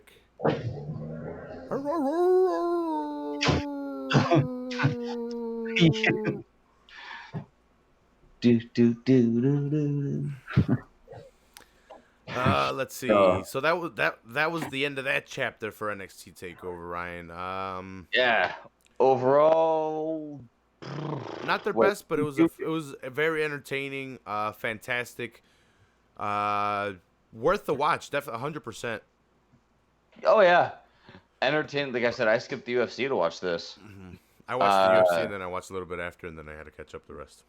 Yeah, the combination of I've been falling out of UFC lately. There's a lot of nonsense, but I've been watching more wrestling lately, and since I've been helping you with this podcast, I've been trying to get as much random content as I can. Mm-hmm. And so I always watch at least the NXT pay-per-views, and never disappointed in this one. Thoroughly enjoyed it. Wasn't as good. Like it's NXT. I feel like this pay-per-view with like some tweaks and some twists and turns could be a 4.5. I give it a 3.5 overall. Mm-hmm. But it was a solid show, and it started the weekend, the events right. Yeah, I agree. I agree. And then from that, we will move on to SummerSlam 2019. I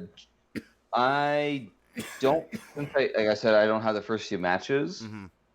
I'm going to go quickly and just put the kids good night. Go ahead, bro. Can you talk to them really quick? Yeah. All right, I'll be back in a second and a half. Yeah, go ahead, bro. First match was Drew Gulak versus Oney Larkin for the Cruiserweight Championship. Pretty good match between these two guys. They got 8 minutes and 45 seconds to go at it. Gulak is a submission guy. The Gulak is his move. Oni Larkin is he's a call out from NXT, so I guess he's on 205 Live now. I haven't really seen it. So they were never gonna really make him champion at NXT, so we'll see where he lands at 205 Live. But Drew Gulak eventually locks in the Gulak after Larkin gets out of it after getting his foot on the ropes. Oh no, Gulak gets it a second time, but Larkin escapes. Gulak lands the what is it called? Shit. I wrote it down somewhere. The Cyclone Crash then gets to 1, 2, 3. He wound up chopping Oni Larkin to the throat, while the ref was distracted, getting the advantage there, landing his finisher. After that, we had Buddy Murphy taking on Apollo Crews. This match really didn't go anywhere.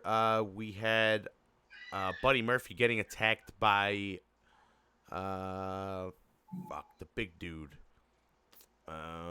Eric Rowan from the tag team with he's with Daniel Bryan right now. So for those of you guys don't know, Roman Reigns has been attacked a couple times. They threw some scaffolding on him, and then a car hit his vehicle that he was coming out of. Eventually Buddy Murphy blamed Rowan. So if you guys haven't been watching SmackDown, Buddy Murphy and Rowan have been kind of building up this feud, or with Roman Reigns. It's kind of like a three-way thing right now going on with them. But, yeah, so there's a disqualification because Rowan beats up Murphy. So this match really goes nowhere. It's kind of just a smash match for that. The match after that was Alexa Bliss and Nikki Cross, the tag team champions, defending their championships versus the Iconics, Billie Kay and Peyton Royce. Welcome back. I keep wanting to call them the Ilconics. The Ilconics. I don't know why. Like I see that, like it's that '90s in me. You know that's it, motherfucker. You know, I see that ILL. It's sorry. Quick match. Did you see the thing where Vince McMahon has not been sold on the tag titles for the women since they announced it? That's his fault. That's their fault 100%. So we have Sasha Banks and Bayley were the official ones. No, like I've heard that Vince, when they said, "Hey, Vince, we want," like I don't know, whoever Triple H or Stephanie, whichever one said, "We want to do a tag team thing." He's just never been sold, and that's why these matches have just been like, oh, random change here, garbage match there, throwaway there, like get the titles off them, try to push this and that. I guess Vince is just saying like whatever. He doesn't care with this division at all, and that's why we're getting the quality. I feel like that's where we're getting the quality we're getting because they have a lot of badass girls that you could put as tag teams that they're not. That can really like have some like the WWE in the past 15 years has just destroyed all tag teams. Yeah, they haven't done it right. They could have kept it on Bayley and Banks and built it up, but they took it off them right away. Then they gave the Iconics a longer title run, and then once they beat the title run that the initial champions had, they switched it over to Alexa Bliss and Nikki Cross that recently formed the tag team. And I wonder if it was the only reason why they took it off of Banks and Bayley is because at WrestleMania they wanted to have Lynch be a crossover champion just to drop one, and I feel like they had Bayley going forward, so they wanted to like push her with one title and then have her drop it to another. I wonder if that was their train of thought. Regardless what it was, it made no sense because you could do different rivalries, like have Bayley win Money in the Bank and be a tag champion and women's champion and sort of feud with Sasha Banks, where Banks and Bayley are the tag champs and Bayley's the champion, have a rivalry that way. Yeah. That would still like fire. Well, if you guys aren't up to date with the product, Sasha Banks returned yesterday on SmackDown and beat up Natasha. So that's the thing going on right now. But Back Monday, she attacked Natalia and Becky Lynch first. Sorry, was that Monday? It was Monday night. Yeah, she attacked Natalia. Sorry, I got my dates wrong. Ripped the purple hair off with that blue hair. Oh, ooh. Got my dates wrong, guys. It's mashing together. Yeah, but like I said, this was a squash match. So let's see where this division goes on. They got too many women for this division, or this match at least, to suck this much. But the match after this was Becky Lynch taking on Natalya in a submission match for the championship. They had an all right match. It was Canada's own Natalya versus Canada's favorite Becky Lynch. I love that. I love how Becky Lynch just sold it because I said it before. Toronto is a heel city, so Lynch knew like be Austin. Oh, Lynch was definitely playing. There was some of the crowd was not liking her. Well, at least playing it up. She sold it so well that when she walked out there as the bad think about it. If Bret Hart was the bad guy fighting Stone Cold and he walked into Toronto, Bret Hart's getting the pop. Mm-hmm. Natalya's from the same city as Bret Hart, but Becky Lynch gets the pop. And Becky Lynch did the first walk, which is wild. Like they tried to put Natalya over with giving her the second entrance. But Toronto wants their heels. Toronto loves themselves the bad guys, and you saw that with cheering Lynch. They mentioned Bret had been there giving support for Natalya, but they didn't show him, so I don't know if that's true. I think they was like in arena kind of thing. But yeah, it was again another weird thing to not have him there after putting Anvil into Hall of Fame, and now you're back in Canada with her in the title match. I get not putting the title on her. That's cool. But at least have Bret out there to console her and congratulate Becky Lynch, and just like how Bulldog and he did back in '92. Like you can have like a heartfelt boom, thanks for a good match kind of thing. But yeah. So they both the only thing I could really take away from this match is they lock each other in each other's moves. Becky Lynch eventually gets to disarm her and gets the victory. I don't remember anything really much else from this match. You're gonna skip over the sharpshooter on the fucking second rope? Come on, man. That's like Bret Hart does the figure four on the ring post, so until he goes, here's one better, Uncle Bret. Here's the sharpshooter on the second rope. That was awesome. I saw that, I was like, yes, all day. I want her to sell that nonstop. Every match, I want Natalya to do that sharpshooter on the ropes at some point. It's illegal, bro.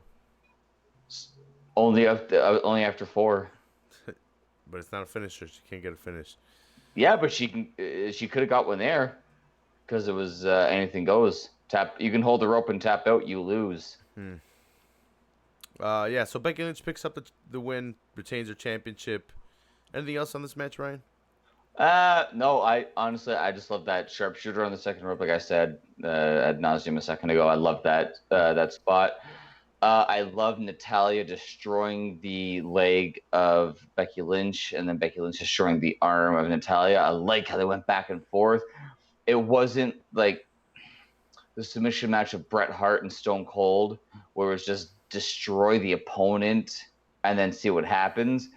These two girls had hold specific, so they were able to sell it. Amazing match. Yeah, arm versus leg. I give it a 4. Yeah, maybe. Nah, I probably say it's a 4. I think that they both sold well. I think they told a good story. I like the high spots. I like the finish was good. Really, Natalya had to fight, and Becky Lynch had to really like move shit around to really lock that arm bar in a little deeper. I think it was a solid match. Solid match to open up the show. From that match, we move on to Goldberg versus Dolph Ziggler Super Squash match. So let's see. Dolph Ziggler comes out, and then we have Goldberg come out. Dolph Ziggler super kicks Goldberg, goes for the pin. This guy kicks out at 1. He gets up, goes for the super kick again. I don't know does he hit him 3 times or just once? Uh, no, he hits him twice, and then the third one was the spear. Okay, there we go. That's what I couldn't remember. So yeah, he goes for the second one, or he goes for it 3 times, right? He hits 1, hits a second, and goes for the pin afterwards. And I then don't this know. time I he gets forget if speared. there were back-to-back 1 counts, or if it was 1 count then 2 count. I think there were 1 counts.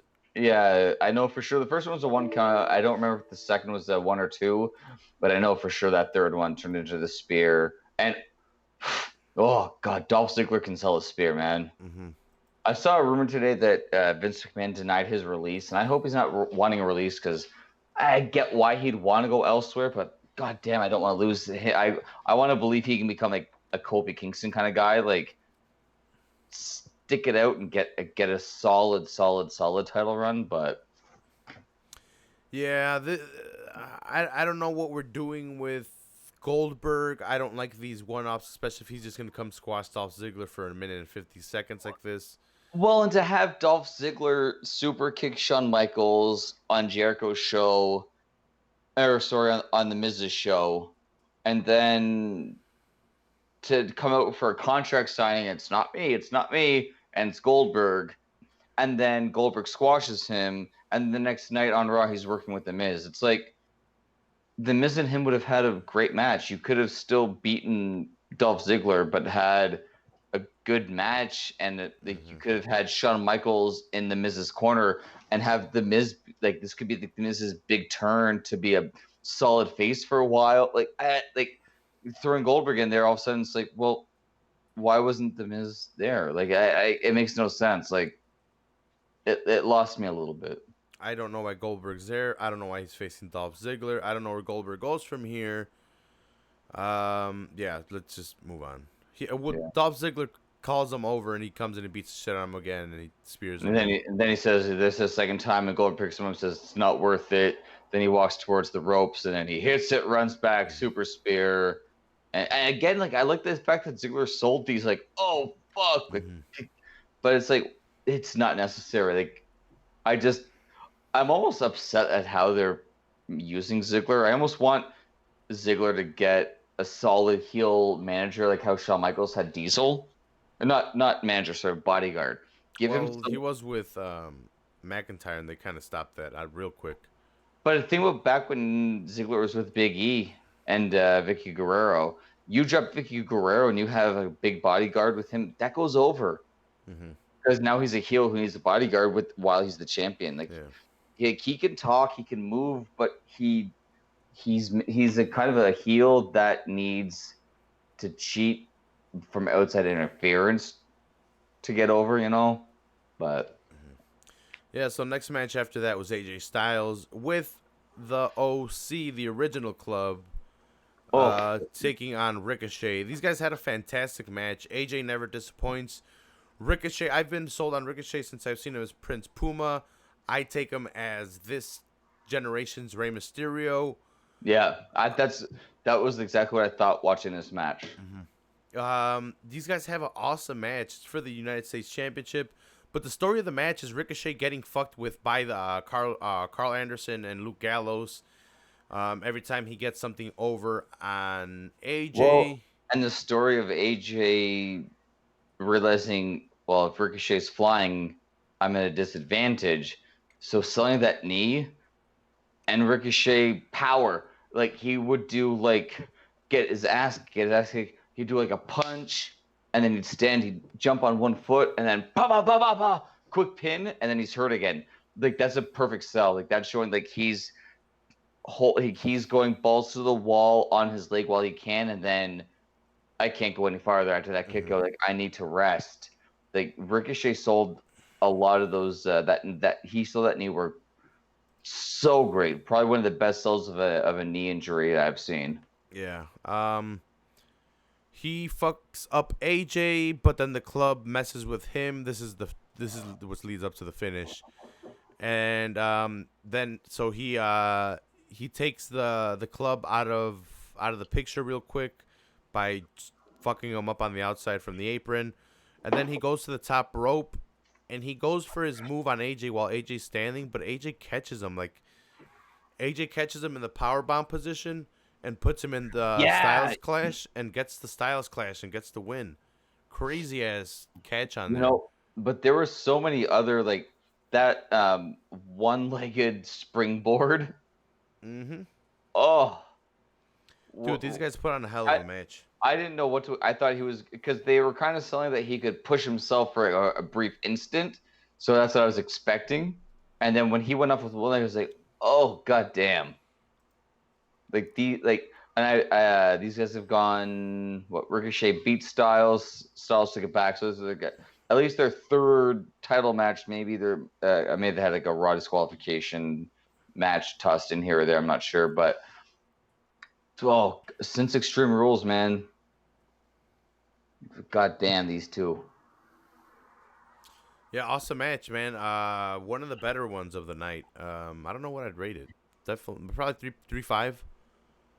I was gonna say 4, maybe a 4.25. Not quite 4.5. Mm-hmm. But there were points where I was like I said, like when his knee was hurt and he was like he'd be on the ring apron jumping on his one leg and then he'd push up and kick the guy and he never put his like Ricochet really did sell that knee injury beautiful. Like he was not even about athleticism. It was selling while being athletic. Mm-hmm. Like that blew my mind. And that's why I feel like it's on the cusp of a 4.5 match. I probably go 4.25. FHP first. 4.25. 4.25. Damn. Someone's speeding away over there. Mustang. Probably one of the crackheads across the street. You know how shit goes.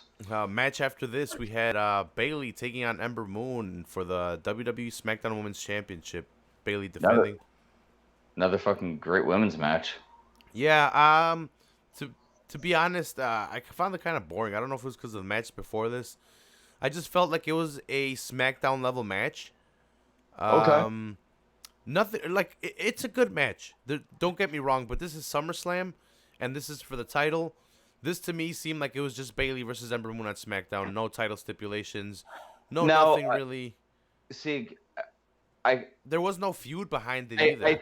I think that there is a lot of dilution by having 2 world champions, 2 tag team champions, 2 women's champions, 2 secondary champions, a women's tag team, and then sometimes they'll sprinkle in other title matches. You know what I mean? Like yeah. This match to me, I think it was pay-per-view worthy. If you look out again, because my Canada, our WWE network's a lot different, so we don't get Raw and SmackDown. Mm-hmm. I don't know if you probably get Raw and SmackDown with your network, right? Oh, you don't. So you have to actually have. Oh, okay. So never mind then. So I don't get to see Raw and SmackDown because I don't have access to either of those stations or any of the stations that they're on. Mm-hmm. So I kind of just had to follow things based off of like, Instagram, Facebook, the website, and shit like that. So I went into this match just knowing I know Ember Moon. I love Ember Moon. She's been in a lot of hardcore matches I've seen. Like I think she's great. I think this match sold a lot. Like I said earlier with the Stronghold, I'm a little upset with that reverse. I don't know what Bayley was doing when she was doing the reverse Boston Crab, but when she locked it, I'm like, oh, she's doing it weird. Why doesn't she put the heels here or the toes up here and hook here? Why is she grabbing back there? And then a foot slipped out, and then she tapped her like, I need your foot. And it's like, okay, well, I gotta bring it back up. That sucked, but it was a solid back-to-back matchup. I found a lot of good spots. I think they sold hard when they had to, light when they had to. I loved the fact that it had to be a top rope Bayley to belly finish. Yeah. To put her away. Mm-hmm. Like I said, to me it just seemed like a regular match because. So here's the reasoning. Bailey's a face. Ember Moon was a face right before this. They tried to turn her heel right before this, but they didn't build it up in any way. They did it like 3 weeks before this. They Okay. they had what's her name? Charlotte. They had Charlotte Flair in this kind of rivalry where it was all three of them, if I'm not mistaken. But she Okay. kind of dropped off to face Trish. But they left Ember Moon. I think that's why they incorporated Ember Moon in this. So do you think that going forward it's going to be Charlotte Flair and Bailey? Yeah, because I think Sasha's gonna stay on Raw. So Okay. because I think they just interjected Trish to be her last. I think she's like, hey, I want to retire They to have a- Toronto, and they're like, fuck, who do you want to face? Flair, and they're like, oh, okay, Yeah, all okay. right. Yeah, that makes sense. Having like, and plus the Queen of All Eras stature. Fits I don't know. Flair. I don't know how long that's been going on. If that was just for right now, Mhm. just to bring Trish back, or if it's been going on for a while. I don't know, honestly, to be sorry to say. But She's had a couple tag matches with Lita, and I think she had a singles match against somebody, but I forgot. It was against Bliss, but I think she might have beat Bliss. no, Charlotte. But Because oh, okay. Sorry. Charlotte was saying that she's the Queen of All Eras, so I Mhm. wasn't sure going in like when that whole thing started. So I don't know like where like the background to a lot of these. So I thought the Trish thing was. I figured it's in Toronto. They got to have Yeah. Edge. You got to Well, have Trish. You got to have certain things. Yeah, it makes a little bit of sense because Flair's been saying that they brought in real wrestling for women and they didn't have to use gimmicks like that. So like they've been recently bringing in Trish for big events because that's what they've had. They've had a lot more women events recently. So they brought in Okay. Lita and they had tag matches with Trish and her. They brought in other women and they've had other matches. So I guess Trish wanted to retire and Flair taking advantage of, that. She's like, you know what? I brought in the age of women badass wrestlers and I'm going to take you on. But yeah, I think we skipped one. So that was Bailey versus Ember Moon. Like I said, I wish there was more build. I wish there was more story. I wish they would have added a stipulation. It was SummerSlam. To me, it didn't have that. Okay. As a standalone match, what would you say though? Like, taking away the story, They have a like, good match. It's a good match, but like I said, it's SummerSlam. see, and that's the thing. Like, it's so hard because I don't know if you get to see all the Raws and Smackdowns at any point. Oh, I watch them all the Okay, time. so see, and it's hard for me to watch these compared to you, I guess. Yeah. Because I don't see Raw and SmackDown. Like I said, I don't get to see like little bits. Like they'll show like the middle of a match, like, oh, okay, how did it end? At least I can see a finish. Mhm. But it ends up being like 3 minutes that could have been in a 15-minute match. Could have been minutes 2 to 5. I don't know where they took place. Yeah. So that's what I go off of with a lot of my stuff, Yeah. unfortunately. And that's why I thought that this match, and I know about the Charlotte Flair angle. So for this match, I went into it as saying like, oh sweet, like I love Ember Moon. Her matches I've seen are awesome. Bailey's fucking, she's one of my favorite girls to watch. Even going back to the NXT days on the DVD I have, I never can skip her matches. She's always entertaining. And I thought that they really did a good job in this match. But like I said, there was the dilution of having so many titles that one title match deserves to be half an hour. Fair. But then one title match has to be like 10 minutes. You're like, oh. And they can't put certain spots. I get your point. I think it was a solid match. I loved the whole thing start to finish. I loved how the finish had to happen because she tried to put her away. Both girls couldn't do it. They went balls to the wall or eggs to the wall. And then eventually it had to be the Bailey to belly suplex from the ropes to finish it all. I thought that was a great finish. Ovaries to the wall. Yeah, okay, yeah, that makes no sense. Yeah, that's better. I think either work. But yeah, I liked it. I thought it was great. Yeah. I wish I could see more of it. I don't know what they're doing going forward right now. I'll wait and see tomorrow when I see all the other stuff. But Damn it, where were they going with that? I don't remember for SmackDown. all I remember is that Sasha Banks is back on Raw. That's all I know. So I don't know anything about SmackDown.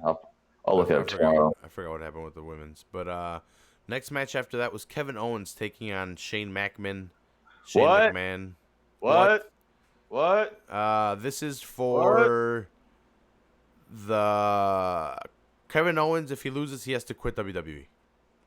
That's And it. That's Shane? and there's a Shane? special enforcer. Shane, I want you to do the same thing. Nope. Sorry, bro. No. Yeah. Elias is the special enforcer too for this. So. Yeah, and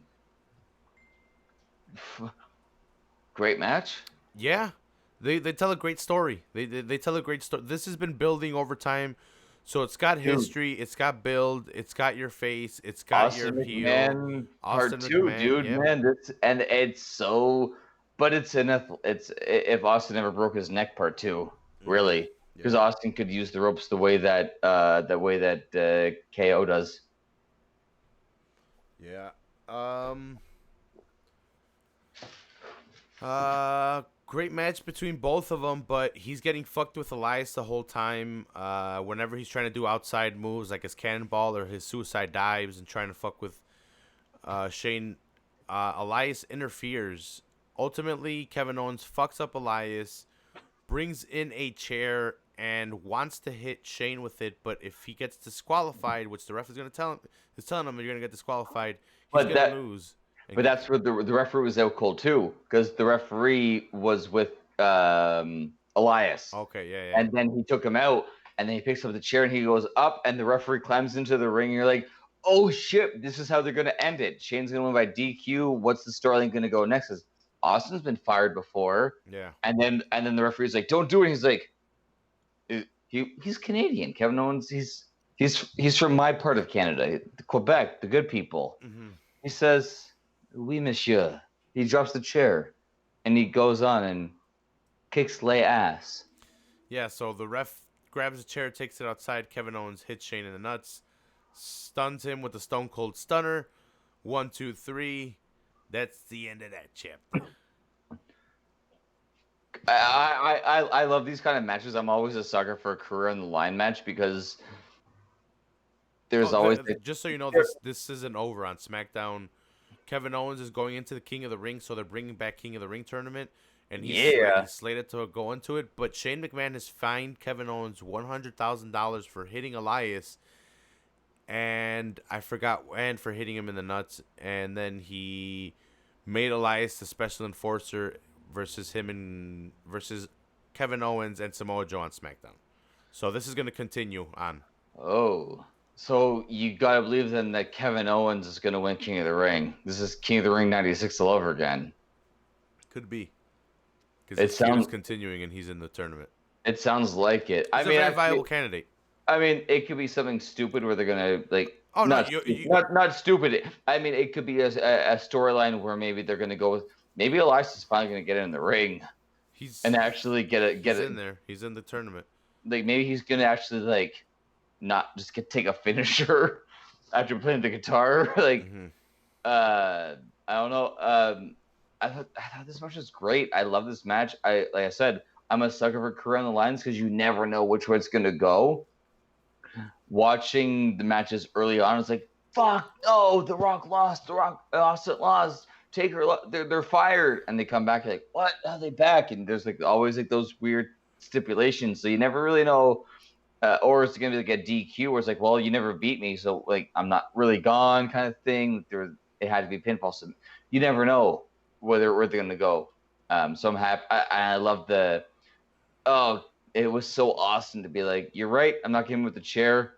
Like Austin would always have like that dirty method of being a face, and Kevin Owens is doing the exact same thing. Like I said, Austin McMahon too. I love the rivalry. I love where they're going. I thought the match was great. Elias was used a little too much for me. I wish they cut it back a bit. Once or twice is cool. When he did the suicide dive, I think it was, over the top rope and took out both the referee and Elias, they missed the spot where Elias should have DQ'd him, because that's what the heel enforcer would do. Yeah, you're right, but And so like to me, I'm just like, well, he's not really the enforcer. Like, why is he wearing the referee? If he's wearing the referee uniform, he can DQ him at any time.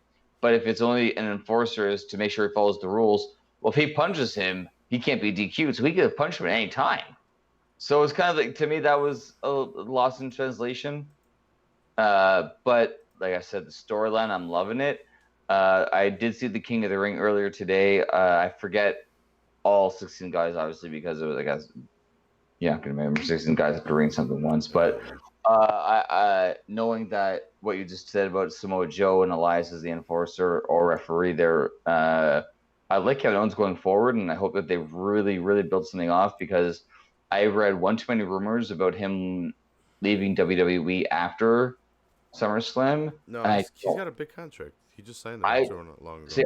I heard there was a thing that the WWE was thinking about releasing him because they didn't know where to go with his character, and they were getting negative feedback from the Austin comparison.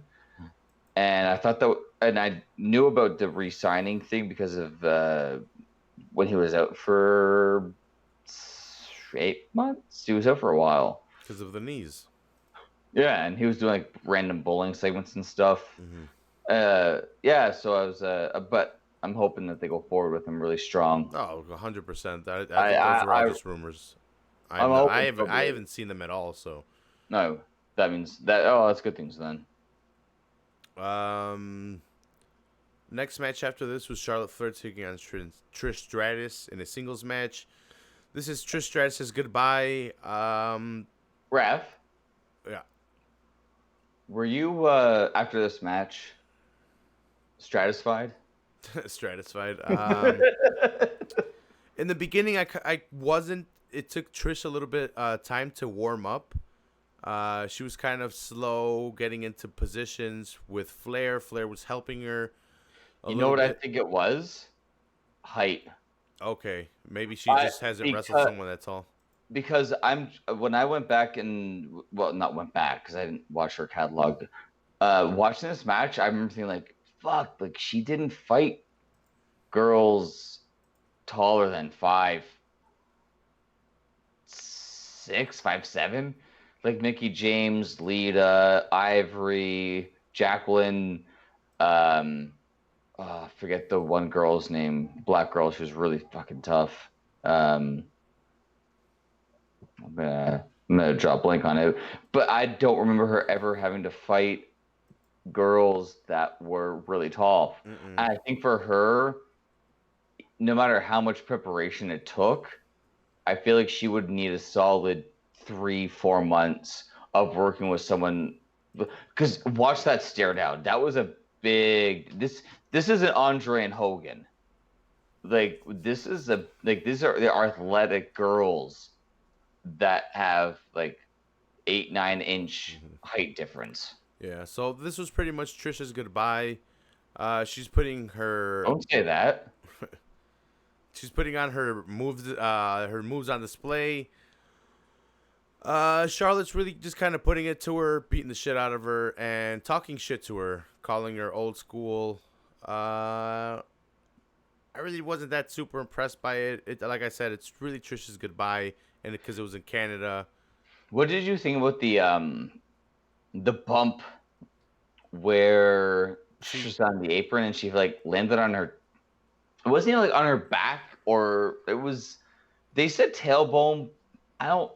The best spot I liked was when Flair was on the top rope. Trish went for her thing where she goes for the legs, but then she got pulled up for the power bomb, and then she went for the Hurricanrana or the Frankensteiner.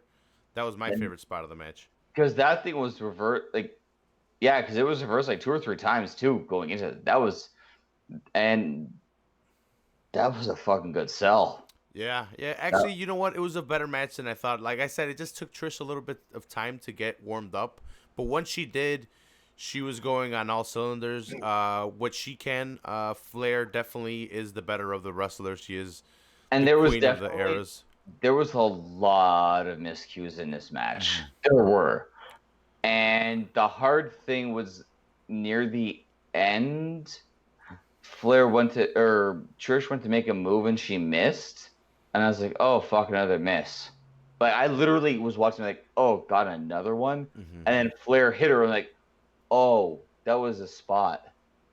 I couldn't tell the difference between a spot and a miss. It was like there were so many of them. It was hard to watch after a while because like Trish, I don't think she's lost it because when she hit that figure eight, she has the and she hit the stress faction. She hit a lot of moves. I think it was the height difference. Yeah, I could I see that. I just think she could not deal with something. Or sorry, not something. Someone that much bigger than her. I feel like she needed more time to prepare, and she just didn't have it. Mm-hmm. Yeah, and then so she loses by submission to the figure eight. Next match after this is anything else on that match, Ryan? Uh no, I mean they told the story that Charlotte is the queen, so going forward, you got to put her in a title shot. Like you had to put her with either, well, Sasha's I think she's gonna go for with Bailey Becky, so she's got to because go for Bailey on SmackDown. I mean that's the only logical that move. was already a feud. I think they're gonna continue with that. And they can't take away Sasha and Becky after Monday Night Raw. So Yeah. Next match after this was Kofi Kingston defending his WWE Championship versus Randy Orton. next, next, next, next, What did you think about this match? next. You know, the build up in that little promo video Mm-hmm. was better than the match. You didn't like I like the match. I think the only thing that killed it was the finish. I think the only thing that was the worst thing they could have done, and, You know, and they that ruined the good match. that might be why I didn't like it. I don't know why. I watched the match, and when they were battling outside, and I hear the bell ring, I'm like, did they just count them out? And then that's when Kofi goes, bah, bah, bah, bah, or I'll be honest. No, sorry, Kofi went on the attack, and then it was the ring. I'll be honest. It wasn't that crazy of a match for it being a SummerSlam match and a WWE Championship match. And I think they try to tell. I think they over exaggerated the points that they were trying to point out, like the whole Randy Orton beating up Kofi in front of his family, and that makes Kofi snap. So they causes a double count out, and that's. But even before that, even like the promo video when Randy Orton's like, "Yeah, I did. Mm-hmm. I told them to put him down." Blah blah blah, blah, blah whatever. That I love that, and I watching the match. I was entertained. Yeah. I really like this match. It's the finish, And dude. then, They totally botched. but when Kofi started attack, like you hear the referee, 8, and then or maybe not. May have been 6, but you hear the referee say something, and that's when Randy Orton's looking at Kofi's family, and then Kofi goes on the attack, and the bell rings, but it's so subtle, and they don't make note of it, and Kofi goes on the attack so quick. And that whole, I love Kofi snapping, like he will do anything for his family. I love the storyline. They've done it before with Triple H going after Randy Orton when Randy Orton went after Stephanie and Vince. Kofi needed to get the 3 count. But that's it. Like Kofi, and the fans are right. This is bullshit. They chanted it for a reason. Why is the referee counting? The referees usually when a guy encounters an audience member, the referee stops counting and starts yelling, "Get back in the ring!" Here he's counting, so it's obviously he's counting for the reason of it. That was the finish. Or if they were gonna do this and they wanted to keep the rivalry going, you have Randy Orton count himself out by beating the shit out of Kofi Kingston, draw blood in front of his family, and he doesn't even care about the title. He's gonna leave it on Kofi because he's got the advantage, but Randy Orton beats the fuck out of him. Even walk over and like drape the title over him and walk away. I love that finish. Instead of the double count out because Kofi attacked. Honestly, when I watched the match on Sunday, and when I went back over it yesterday, I was watching it and I found myself like distracted. I'm like, oh fuck, it's a shit finish. I can't even. I could not commit myself to watching it undistracted because I knew what the finish was going to be, and I hate that because these guys are putting on a badass match. That there was great reversals, the RKO out of nowhere, the reversal of the RKO, and the reversal of the Paradise into the backbreaker. there were so many great spots, and when I The think finish about shit on it, dude. The finish, like I get you why, like next, because the double count out turned it's a, what could have been I give it a a 2. 4. It could have been a 4. Dude, you knock it down 2 numbers because of it. Like this finish was really, really shit. And I knocked down a half a point earlier because of the table spot with the NXT one. This Right. one was really garbage. And the fans, like when because the referee rings the bell, but they're still going at it, and no Mhm. one's stopping the fight. Mm-hmm. So you're like, wait, the referee was still counting. The referee didn't stop Randy Orton, and now they're still fighting, and the referee has called for the bell, but no one's breaking them up. Like you don't know what's going on. You're like normally interference with the family, the referee steps in. Mm-hmm. If there's a count out, the referees, there's guys come out and break them apart. When a guy goes crazy after the bell, the referee pulls him apart, and there's more there's multiple big bell. There was no multiple rings of the bell. It was such a weird finish. I love Kofi at the very, very, very end going to his family, and he's like dedicated. I like this feud going forward, but this match is 1.5, 2 stars because that finish was so bad. Like they didn't drop the ball. They were going for a touch. Deflated it. They were going for a touchdown. And they spiked it on the 1, and the safety took it back to the end zone. Well, Like that's what that finish was. I agree with the 2 rating. Anything else on this match before we move on, Ryan? Because I don't want to talk about this anymore. That double count out is really aggravating because Next. they ruined something good. Yeah. Next. The next after this was The Fiend, Bray Wyatt, taking on Finn Balor, which I believe, if done right, this is going to set up a beautiful feud between them in the future. Oh, The Fiend destroyed Finn Balor. This is his first target. I even believe Finn Balor will debut. Not debut. He will get his first loss as the Beast, or not as a Beast. Sorry, you as think the demon the takes Demon. a loss? I think to put over the Fiend. You know, Dude, yeah. you have to. You have. But where do you what Hell in a Cell? In Hell in a Cell, make it So- in hell. Demon and Fiend in hell. Mm-hmm.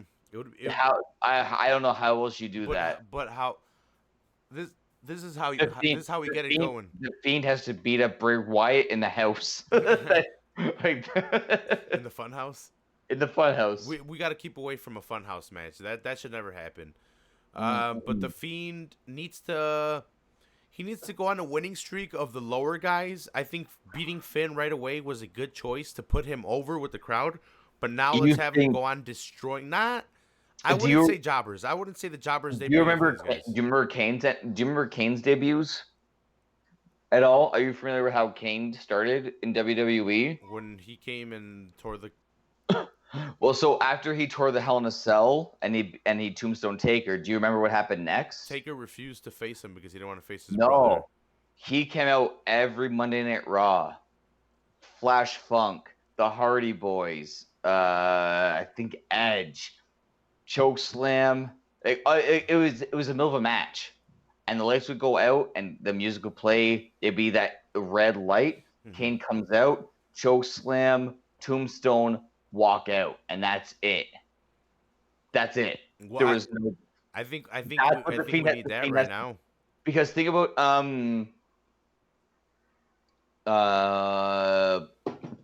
the man will call on Kurt Angle when he was the referee. That you have to do that going forward, but then you have to have the righteous demon come back and do something to get a win. I feel like either the demon has to beat not the Fiend, but a Bray Wyatt or someone in a stable that the Fiend has. Or I would like you know what?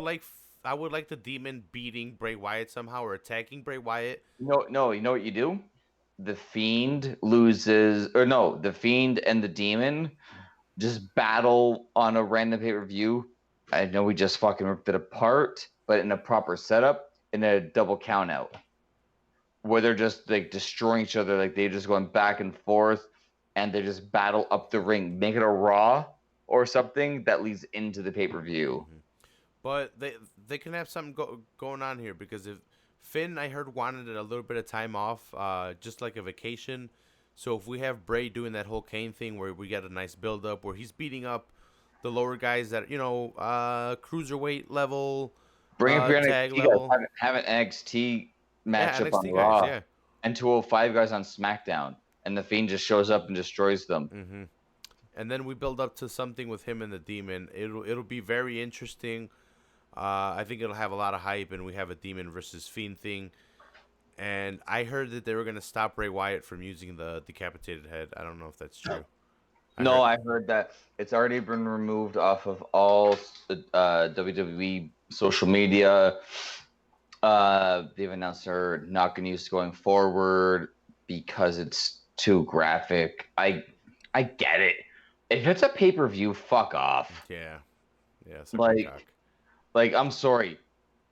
What did I message you after that entrance? Like I watched it and I'm like, what the fuck did I just see? Yeah, and I'm like, I guess this is no more TV4. This is TV14. TV14, brother. Yeah, no more PG. No more PG. Yeah, this is quick. He got the mandible claw, which I guess he's using in his finisher now. I hope he keeps But Sister that Abigail. it was a good setup though because it was a dominant match with a Sister Abigail reversal, and then Finn got boom, boom, boom, boom, boom, and then when he went for the coup de grace, that boom, the hand came up and he threw it down. And you know, what I love too is that like old school Mankind, whereas Mankind would hold it on while his music played, it went black and the lights were flashing, and they were doing weird angles, and you could still see the mandible claw in his mouth. So it's like, oh, he is actually holding it in a bit longer. That's really, really, really cool. Did you like the exit by him too? He just appears at the top. Yeah, where the lights yeah, go out, yeah. And he's looking back, and then it just ends. All creepy about it. Oh, that's another thing about that Kofi and Randy Orton match. When Kofi gets the kendo stick, why is it? YouTube people will see this. Why is it when he's like this, it's from the back, but when he's like this, it's from the side and the front? They're flashing back and forth like a strobe light every time Kofi swings the kendo stick. I don't know. It's like I'm watching, like, Jesus Christ, I'm having a seizure watching that. But no. But that entrance, dude, holy, it's the fun house, blah, blah, blah, blah, blah. Dude, they got something. They got something there. I apologize from 4 or 5 months ago when we first talked about his re-debut, and it was super weird. That promo was just like, I'm like, what the fuck are they doing? Yeah. Holy good Jesus. Yeah, no, they got something here. It was quick, but this is, like I said, this is a great way to debut him. His in-ring debut. You know what's funny? It was a quick match, but it didn't seem to be like 3-4 minutes long. It did actually. It felt longer. Mm-hmm. I don't know if it was like the entrance, the selling, the exit, and all that kind of stuff. It did definitely feel like a longer match overall than what it actually was. Yeah. Anything else on this match before we move on, Ryan? I apologize to Bray Wyatt. That's it. Last match was Seth Rollins taking on Brock Lesnar for the Brock Lesnar's Universal Championship. So I'm still not sold. To me, the WWE one, the one that Kofi has, is more prestigious than this Universal one. Oh, 100%. Until Brock fights aliens or whoever the Universal Champion is, until they fight aliens or different species from other planets, I don't buy the whole Universal thing. Did I ever tell you my Universal title story? What? WWE 2K16 came out back. Oh, so this is actually in 2015, and they had the create a title thing. And in order to unlock, I think it was I don't know if it was. There's a title you could unlock by creating your own championship. Mm-hmm. And I was like, what the fuck? So I was playing WWE Universe, and I had all these titles but one. And so as I'm in the universe, I'm going through all the story modes. I'm like, fuck, I gotta create something. I'm just gonna create a fucking Universal title. And like, fuck, like, I don't know, like 2.5, 3 years. I'm like, Universal. I'm like, god damn, I bet they went with the PlayStation Network. They had their little cameras on all the video games, extracting, and I created that title. Nice. Did you get paid? Of course They not. send you residuals? Nah, damn. No, Vince, man. Vince is smart. That son of a bitch. You know, he's got spies everywhere. I created that shit. What'd you think of this match, Ryan? The best way that I can put this match, I was gonna message you before this match started and say I hope they do something very clean Mm-hmm. because I hated the WrestleMania match for being a 3-minute beat the fuck out of him outside and then destroy him inside, can't get the finish, destroy him, and then forget the pin, and then the cash in the Money in the Bank contract to get it. I hate. There wasn't enough story told. Like there's the rivalry, but it's not like there wasn't a good match. And I wanted to tell you, like, I hope this is. I just want a match. I want like a legit match. And after that match, I messaged you and I said, this generation probably won't look at it this way, but to me, this is Andre and Hogan because it's the smaller, slightly more. Well, I mean, Seth is very athletic compared to what Hogan would have been, but it's the smaller guy versus the giant, the unstoppable beast, the guy who no one can beat. Like, how do you do it? And whereas Hogan was able to slam Andre, Suplex City was always reversed with landing on the feet. Yeah, he And was a quick reversal. finally able to find the counter to Brock Lesnar's German suplexes, which led Seth to be able to land the super kick. Lands a super kick and is able to land the curb stomp, his finisher, on Brock. But that's what really got him to win the match. So we actually have a clean win by Seth Rollins. And there was a lot of fun points throughout the match too. Like, and the one thing I love about Paul Heyman is, and he's very Bobby the Brain Heenan, is that he's outside the ring but doesn't get involved. Mm-hmm. Like he doesn't cheat where he has to get kicked in the face in order for Rollins to win the match. He can be out there and Rollins can pin Lesnar and Heyman doesn't get involved. Yeah. Rollins frog splashes Brock through to the outside of the table, right? If I'm not mistaken. Yeah. Yep. It was just, and then he gets back inside and he lands a frog splash on the inside too. Yeah. Yeah, he that's how he picks up the win, doesn't he, with the frog splash? No, there was another curb stomp still. Okay. It was a curb stomp finish. Yeah, it was there wasn't a lot done, but there was a great story told. And how I had said earlier about the bad use of quick pins after finishers, the F5s and the curb stomps, the finisher kickouts did work in this one really, really well. Yeah, they were believable here, sold well. Brock even swings Seth around because he can't get the Germans on him, so once he gets him down, he swings him around from the tape that he's wearing. Oh, that hurt me. Mm-hmm. I'm like watching it, I'm like, I've never had that kind of stuff on my butt. I've had tensor bandages though, and I just imagine a tensor band digging in underneath your ribs and stuff. Like, no, thank you. Yeah, so great story told. Not that long of a match, if I can recall. Damn, 13 minutes, 25 seconds. I guess it was longer than I thought.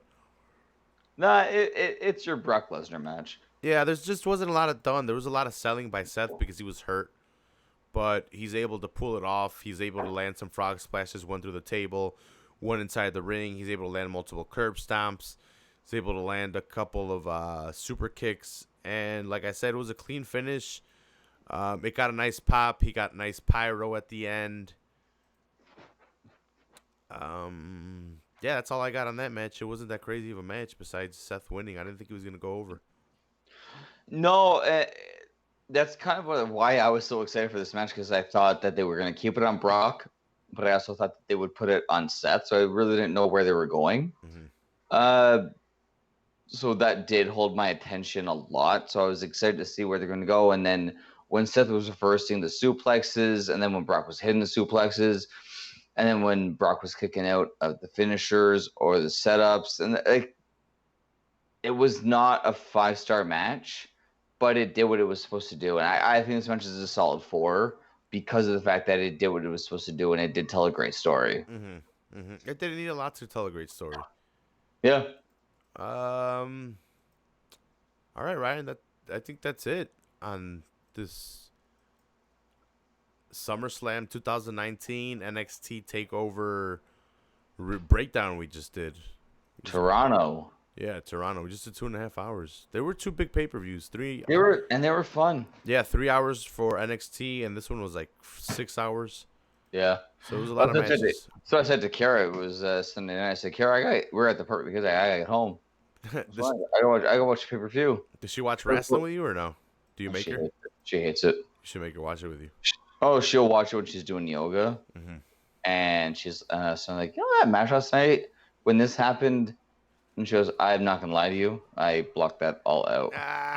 She just white noises it out. Exactly. But she's like, can you watch it tomorrow? I'm like, it's 6 hours long. She goes, what? Yeah. It's a pay-per-view. It's the big one. Like, what do you want? It's Summer's WrestleMania. It's not Roadblock. It's SummerSlam. Yeah, I started at 7, and they had already been going for a while, so I had to rewatch the earlier matches. I end up jumping in mid-card, or at the start of the main card, but yeah, mid pay-per-view, I guess technically. Well, I'm gonna let you get back to your wife, Ryan. Thanks a lot for joining me today on this episode. We broke down recent shit. I'll see you next time. I don't know what we're gonna do next time, but we'll figure it out.